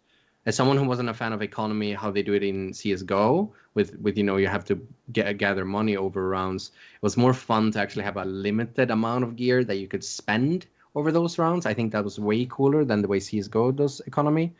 And yeah, it was cool. So I played some with Alex, and I mean I really like it. I know you're not really fully sold yet.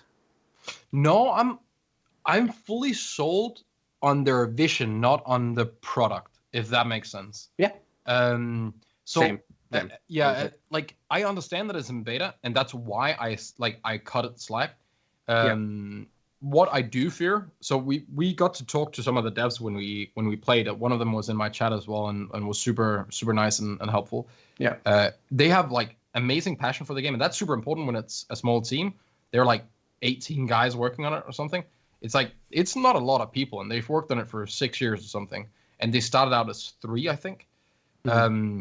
Right now, we were playing on 130 ping with 70 FPS on more or less kind of the same maps all the time. Like, it was very close to each other. There was very little change, even though they're procedurally generated, right? Yeah. They were very, very close. Everything's very janky.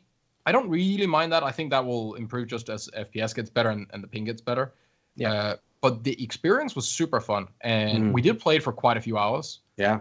My issue was that if you imagine your Siege prep phase, but the only thing you can do is draw like tic-tac-toe and genitalia on on a drawing board of the map for a minute straight or 40 seconds or whatever it is, while the defense, that's as an attacker, and the defenders, the only thing they can really do is put down barbed wire. There isn't anything else to do until the round starts. So for now, the wait isn't justified. Once you start getting more stuff, I completely understand it, and it's probably going to be a bit more fun. I love their vision, but the whole planning phase with drawing and all of that, I never felt like there was a benefit to doing it. Because if we won rounds, it was very likely that we walked in as a team and we just shot everything. How are the shooting mechanics? Because that's my concern. They were a bit clunky, I will say. Like coming from Siege, where the gunplay is very crisp, it was a bit clunky, but it was alright. I think the FPS did a lot of negative for the gunplay. It's the way you ADS, where you sort of like first you put it into your like in front of your face, and then it zoomed in. Felt really weird. Like with Siege, that happens simultaneously, but here they did this and then juke, and that felt very unnatural. And I get it. That's probably more realistic. I don't know exactly if that's intentional. I mean, the whole game is cell shade, or like Minecraft graphics. So I don't think. Sure. It doesn't matter if they. I don't know. They do one way or the other. That's I don't. I don't know exactly. I mean, that's probably why I should have like probably sat down and talked with the dev and sort of like see what their take is on things. But in general, I think it's just like a cool game that can coexist very well with Siege. I'm interested. I think the coolest part is that this is pretty much the first time we've seen another game do something similar to Siege. Is there destruction at all? Like, can you Yes. shoot through Yeah. walls and stuff? There are like the attackers will have access to in this sort of economy. They have a set amount of door charges and one wall charge in casual matches. So Okay. there are like throughout these 3 rounds, you can breach one wall for a specific purpose, or 2 of the red doors, or you And you can can use shoot for walls. some walls, not all. Yeah, and you don't like. So when you shoot for the wall, it's like CS shooting for wall. You get decals, you don't get holes. You can't see through them. Yeah. There's a lot of like funky mechanics. Like grenades are extremely strong. Like if they land in the same room as you, you are either dead or half HP. Yeah, And it the costs a lot of money. flashbangs. The flashbangs are overpowered. Well, you only have 2 grenades. Every round? No, Okay, period. you only have 2 grenades as an entire team, Okay. and you got to decide when you bring them. The same with smokes. I think you had 4 smokes, and then you Yeah, have like 4 smokes. 600 flashbangs. Way too many flashbangs. And the flashbangs are really strong because the attackers, not only do the attackers have 50 more health to sort of balance out the game, but they are also immune to their own flashbangs. And that kind of changes a lot of things because you can actually pick up the utility of people you kill, just like in CSGO, which means that defenders could technically pick up the clacker and the wall charge and then use that on another round against the attackers, which is that sort of mechanic is actually really interesting. But if you pick up a flashbang, you can't use it against them because they are completely immune, like Ying immune to the flashbangs, which is extremely strong. You can just flash and you jump in and that's a free kill. So there's definitely some design and balancing issues that they need to sort.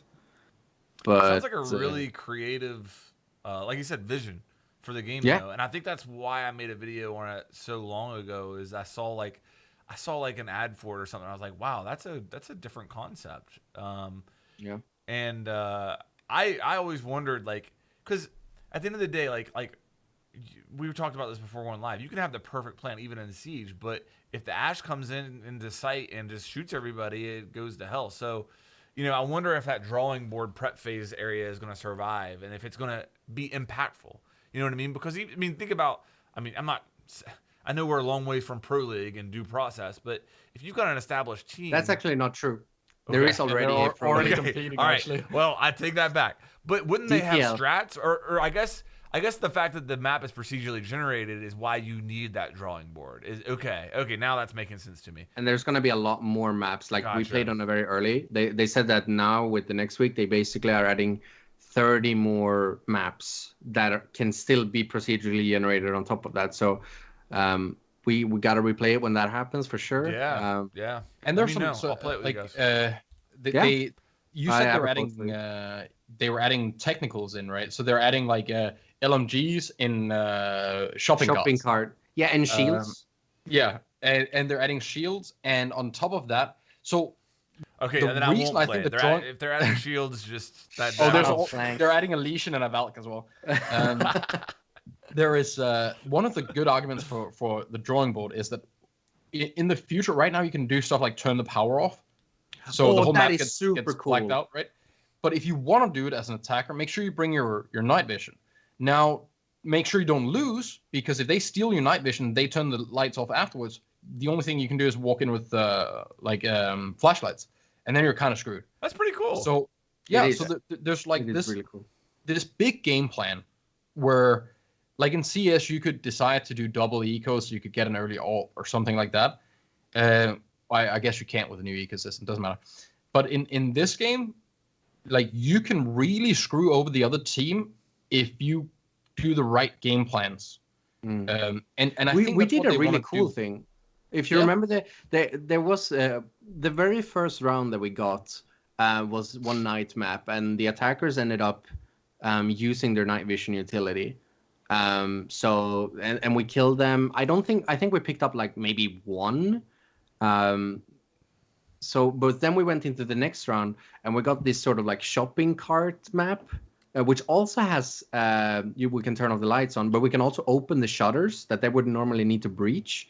So what we did is we opened the shutters and then we turned off the power, which made it all pitch black.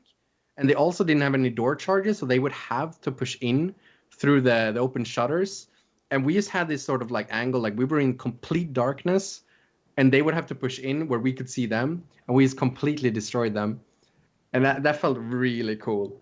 That's cool. Those moments are neat, and the top-down view will help a lot if they add more things in. Like we had the shutters, we had the electricity. I don't really think we saw anything else that we could like use, but there's probably going to be more things in with maybe electrical doors or stuff like that, and all the planning stuff will help with that, right? When you get to see the map, because you can't plan where you're going to go if you don't see the map top down.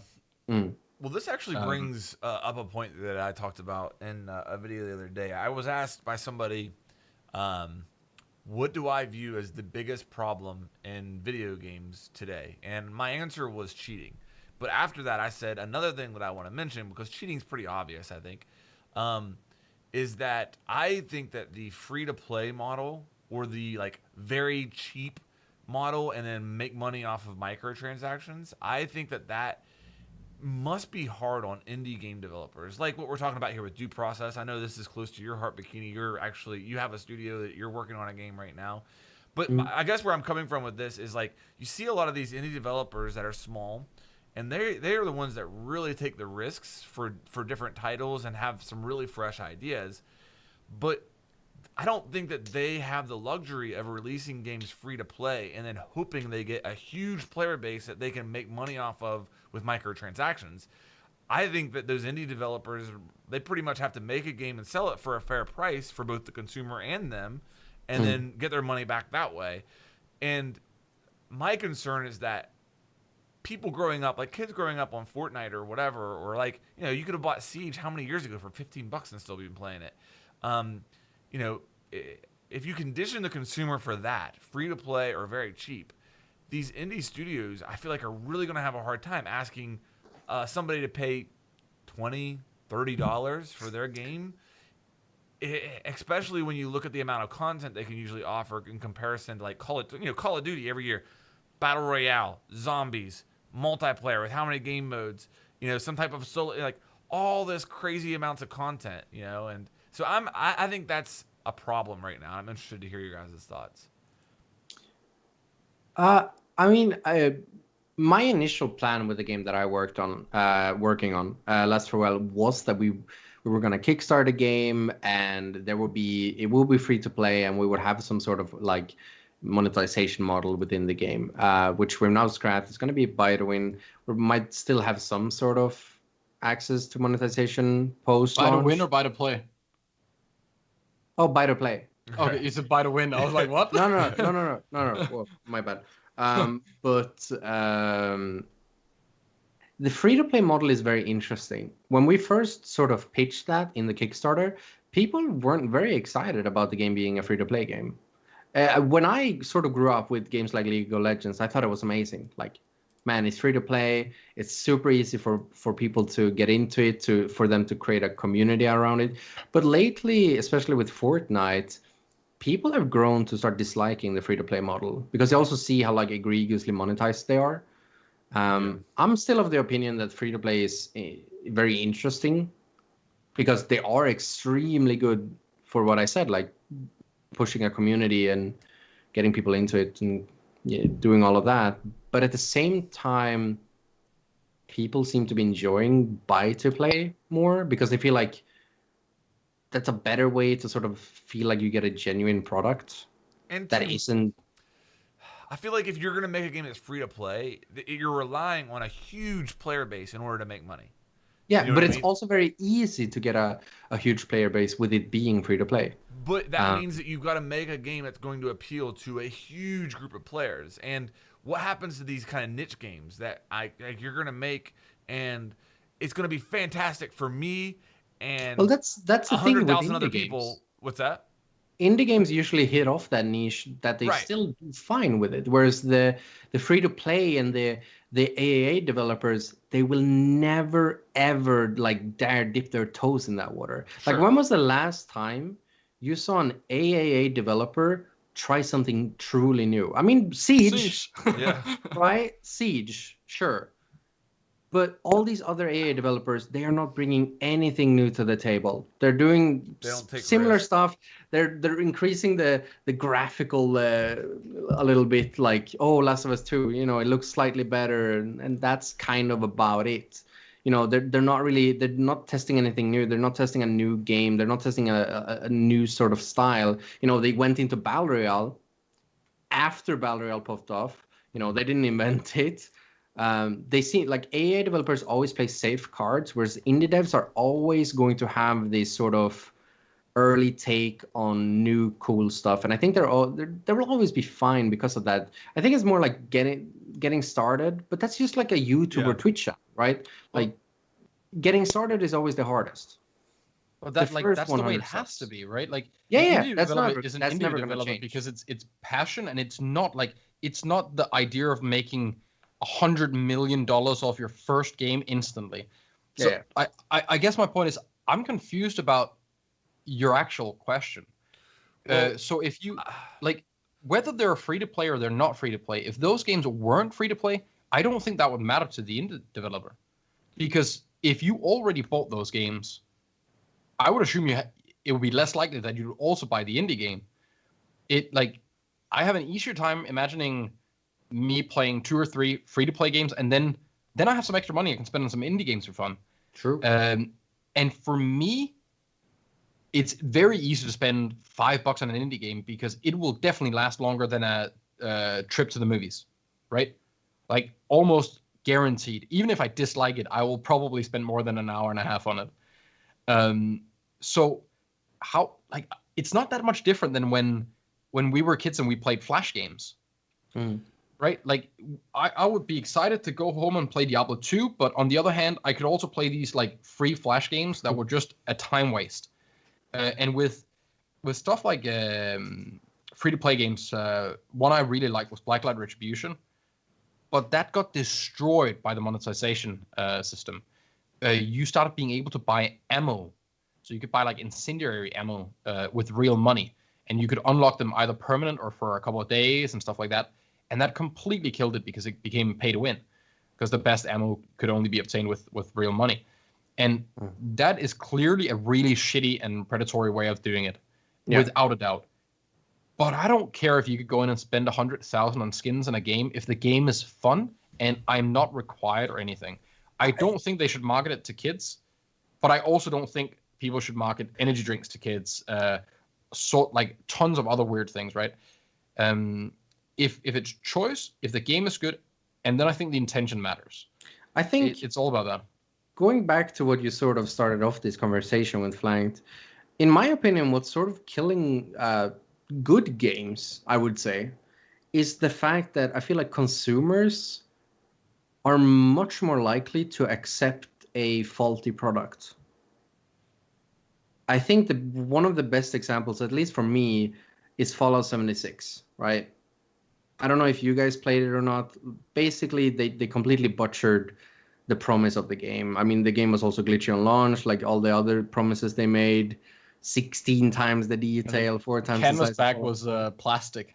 Yeah, like this edition bag was plastic. However, there was still quite a decent amount of people that were completely fine being served a way below subpar product.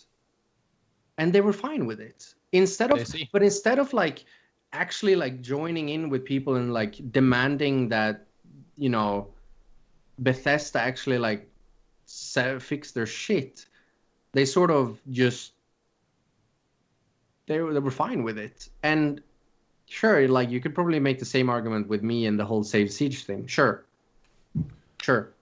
but right. It's a super weird sort of thing. There will always be a lot of people defending very, very bad decisions, I would say. But I don't even think it's it's not that they don't afterwards go and demand it. It's that they don't learn from it in the future. That like the next game, yes, that's think, really what it all boils down to. It's like I think people will still buy their products. I think we want it now. I don't want to wait. We're so used to instant gratification. We would rather play a shit game for 5 hours and then go find the next kick. It's like junkies. We just need something right now. And if it's new, example, whenever it gets delayed, people are mad that Cyberpunk gets delayed, and the promise is that the product will actually be good. But people are mad. It was the same with Last of Us. Now, I'm one of the few people that truly enjoyed that game, and I truly enjoyed the first one. I don't care if I had to wait another 5 years for that. For me, that game was amazing. The first one was life-changing, and the second one was I truly loved every second of it. And I don't care if other people didn't like it. It's not important for me, right? Like if I enjoyed it, that's good enough. It was worth the wait. I don't understand why we always want new content. It's like we're so scared of being bored and having to deal with what we have for a little bit of time. Imagine what Siege could have been, like how developed we could have been as players if we didn't get and don't get me wrong, massive fan of us getting new content. But what if we only got it once a year? I don't think the game would have died. Maybe we would have had a little less players, but think about some of the things that we would have realized or ways that we could, like, what if the updates didn't come? Something was broken or too strong and it just stayed there. And we as a community over like a year figured out, you know what, we can beat this. Like we can play it in this way or this way.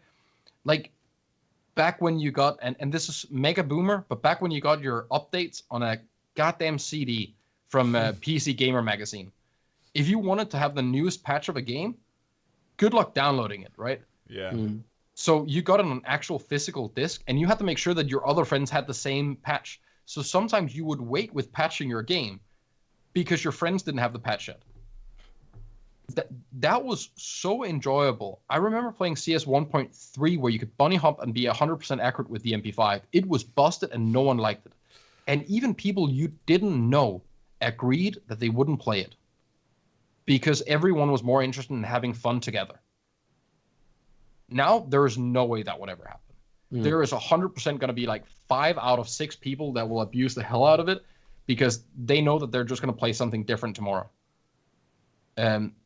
I think we want instant gratification, and I don't think it's just with games. I think it's the same with like how we scroll through Twitter and like it's just next video, next video, next video. For sure. It's like content overload without ever actually caring. Like that's also been amplified by recent moments in the world too. Yeah. You guys obviously make a lot of good points in this subject. I think where my concern comes from more than anything is the conditioning of the consumer. And you look at I look at my son, for example. He plays Fortnite, free game. Maybe at some point he moves over to Valorant, free game. Maybe he gets interested in League of Legends, free game. And so what about Siege? Maybe he buys Siege for $15 or whatever. But you go on and on and on, and next thing you know, he's a gamer and he's a teenager and he can start buying his own games. But he's like he's like, all the games that I've been playing my whole life have been free. Why am I paying for games? I think what it really boils down to, though, is that does his friends also get the game? Right. That's very good thing with free to play is that, when I was a kid, League of Legends, I played it. I could go to school next day and like, guys, I found this new free game. You guys can go download it and play with me tonight. Yeah. You will never get that if the game is paid, right? Because they will have to go to their parents and that's why free to play games are so successful, because it's so incredibly easy to bring your friends in. But on the other hand, if the game is good enough, right? Like if we take something like GTA but it's still or Witcher, it's still an extra hurdle. Yeah, but there is an achievement and an extra thing with, for example, Cyberpunk when that comes out. I have no doubt that it's going to be a masterpiece, right? The Witcher, GTA. Like those games cost money, but somehow everyone manages to understand that when that comes out, we know it's good, right? Like it's gonna be a good game. Then there are the like constant letdowns, and this comes from a massive Call of Duty fan. Like, Call of Duty used to be my favorite shooter. After COD 4 Pro Mod, like every game has been a disappointment for me. And I've gotten all of them. I tried every single one, and I played them for like 10, 12 hours, and I was like, it's just more of the same with less effort. That's what I sort of said. Like, AA developers do not take any chances anymore. Yeah. They will churn out the same product with a different skin, and it will sell. It makes sense for some of them, right? Like, they can put out a new game every year, and I'm going to be dumb enough to buy it. And I'll play it for 10 hours, and then I'll go, oh, nothing changed. It was fun. And then I'll buy the next one in the hopes that it's better. But I don't think you should be afraid that your kid is going to be spoiled because it was free. Yeah. Because, like, there are plenty of ways to have fun that never cost anything, right? Like, you could play football with your friends. You could sit down and play cards, whatever. And yet you still did other things that cost money. And you never complained about that, right? Like, I still think there's going to be, if my wife and I goes to the movies, there's still young kids going to the movies. And I know for a fact that they could just be downloading it or watching Netflix, right? Like, they're doing it because it's time with their friends. Sure. And if it's single player games, if it's something like Witcher, you do it because the story is so damn good that it doesn't matter that it cost what it cost. It's worth it for you. It's very important, though, there when it comes to like multiplayer games and single player games.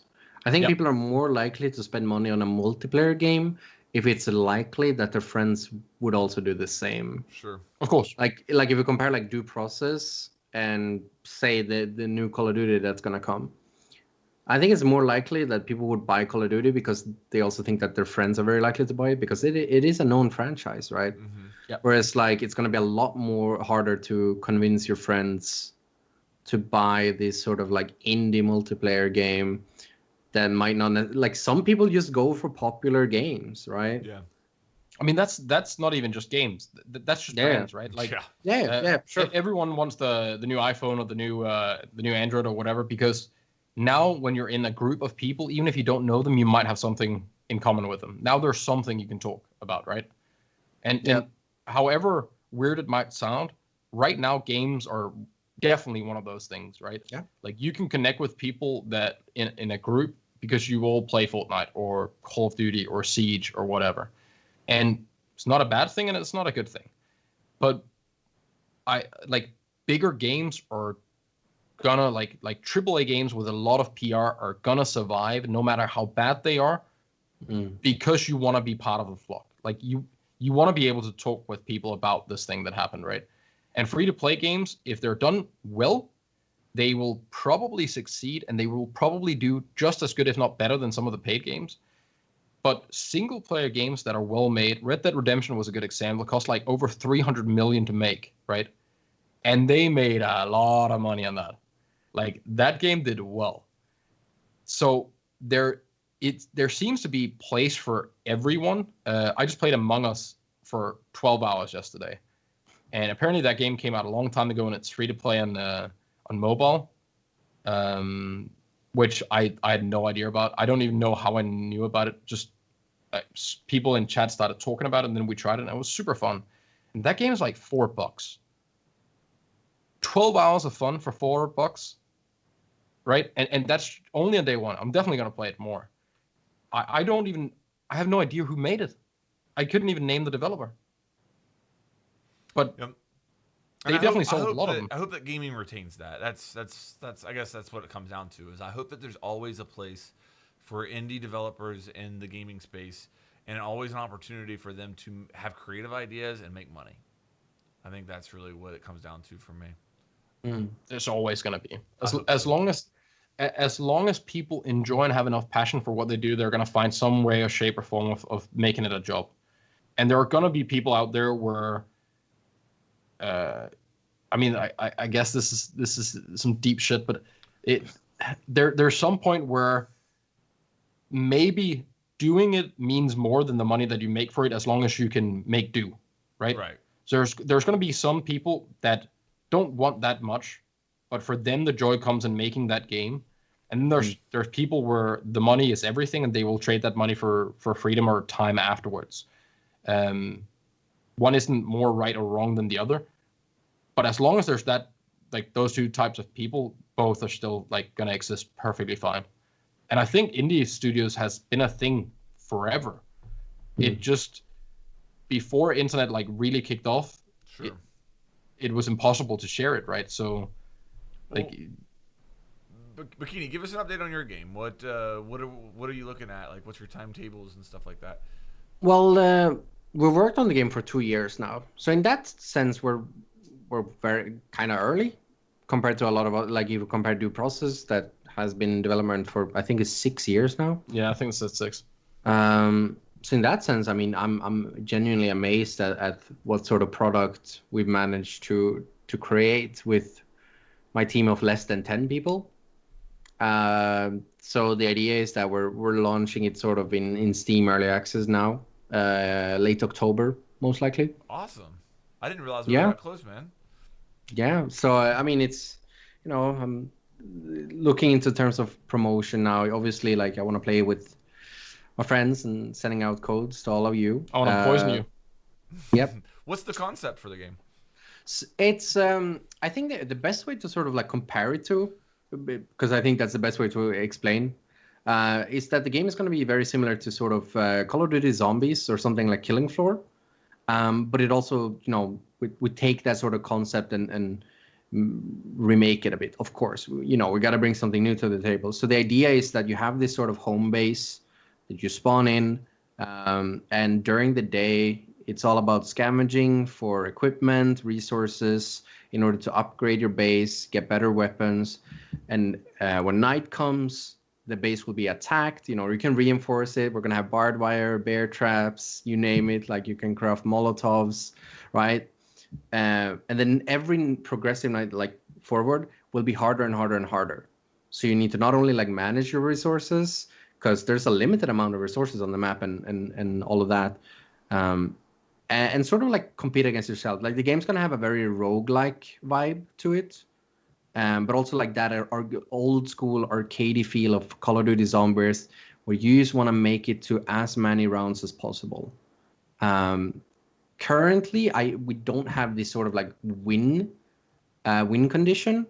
For me, it's more about the rush of just sort of like out competing yourself, beating your most survived days essentially. And it has this sort of Siege vibe where it comes to like reinforcing the base and upgrading it and sort of planning that out. So I'm really excited to see how people think of it. You've seen it, Alex. Yeah, I saw you play it and stream of it, and for me it was a wave-based looter, if that makes any sense, right? Yeah. Like the concept should be familiar to people, kinda. There's a lot of fun things. Some things from if people played Siege, they're gonna definitely see and remember. And you can poison your friends, which is probably my favorite thing. Yeah, I don't think the win condition, because I asked you this as well. Like, why play? What's my goal? And I mean, any wave-based game, it's just to beat yourself, right? It's just to be better than last time, right? Get a little further. There is another sort of, I guess, thing to work towards, and that is that basically the very first time you play, the world will be very empty in a sense. But as you play more and sort of, I sort of want to tie achievements into progression in the game. So let's just, for an example, like, you've killed 100 of the enemies, right? And that spawns in so that now a machete can now start spawning into the world. So there's that sort of like working towards earning achievements in order to get better loot that can spawn into the game. So that very first run you have, you'll die. You're probably gonna die on the very first night. But as you learn and as you unlock more stuff, you will sort of feel that sense of progression, and you will feel like you get better. You will have better things to work with, so that in the very beginning, the game is very, very easy to sort of get the hang of it, and then you get more depth as you progress into the game. So, and that's very similar to other roguelikes. One of my favorites, which is Binding of Isaac, where in the very beginning you only have like 50 items that can spawn in. but in terms of unlockables, there's over 700 or items. And not only that, you can unlock new bosses that you can face, new floors that you can go to, and we can tie that into my game as well. We can add new buildings that could potentially spawn. Maybe you've used a bandage 5 times, boom. Now a hospital block can now be added into the generation. Because same with due process, our map is also generated. So you're never ever going to play the same map again. So that also adds into the replayability of the game, because you're never ever going to play the same map again.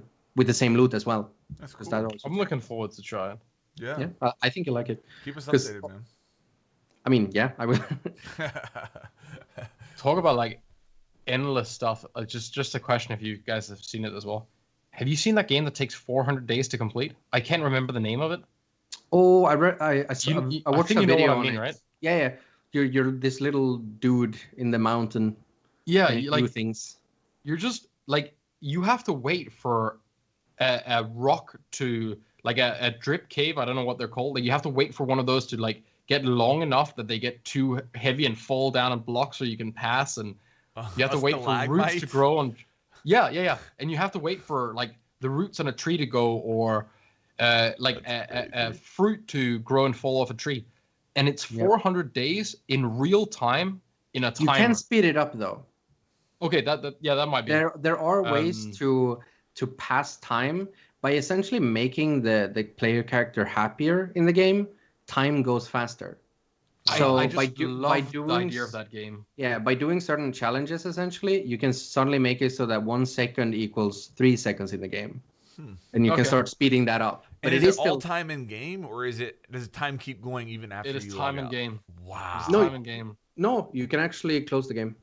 Oh, okay. So it's okay.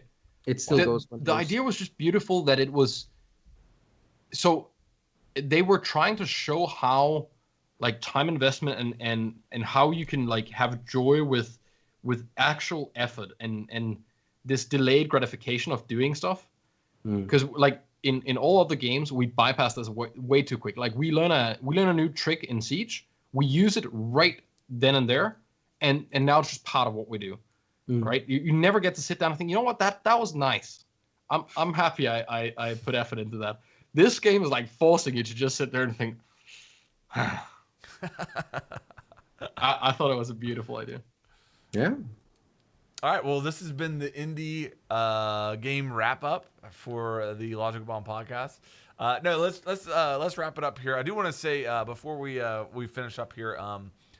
It looks like for the not foreseeable future, I would say, but for a while, we're going to be going to an every other week schedule with the podcast.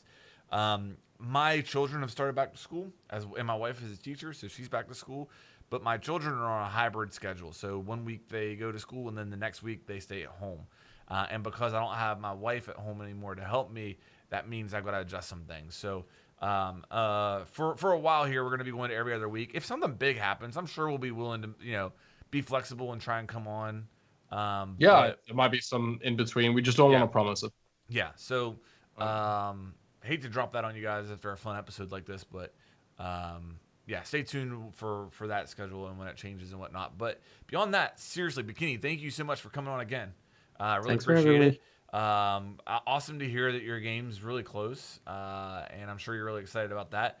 As always, also scared, but I'm excited. I'm sure.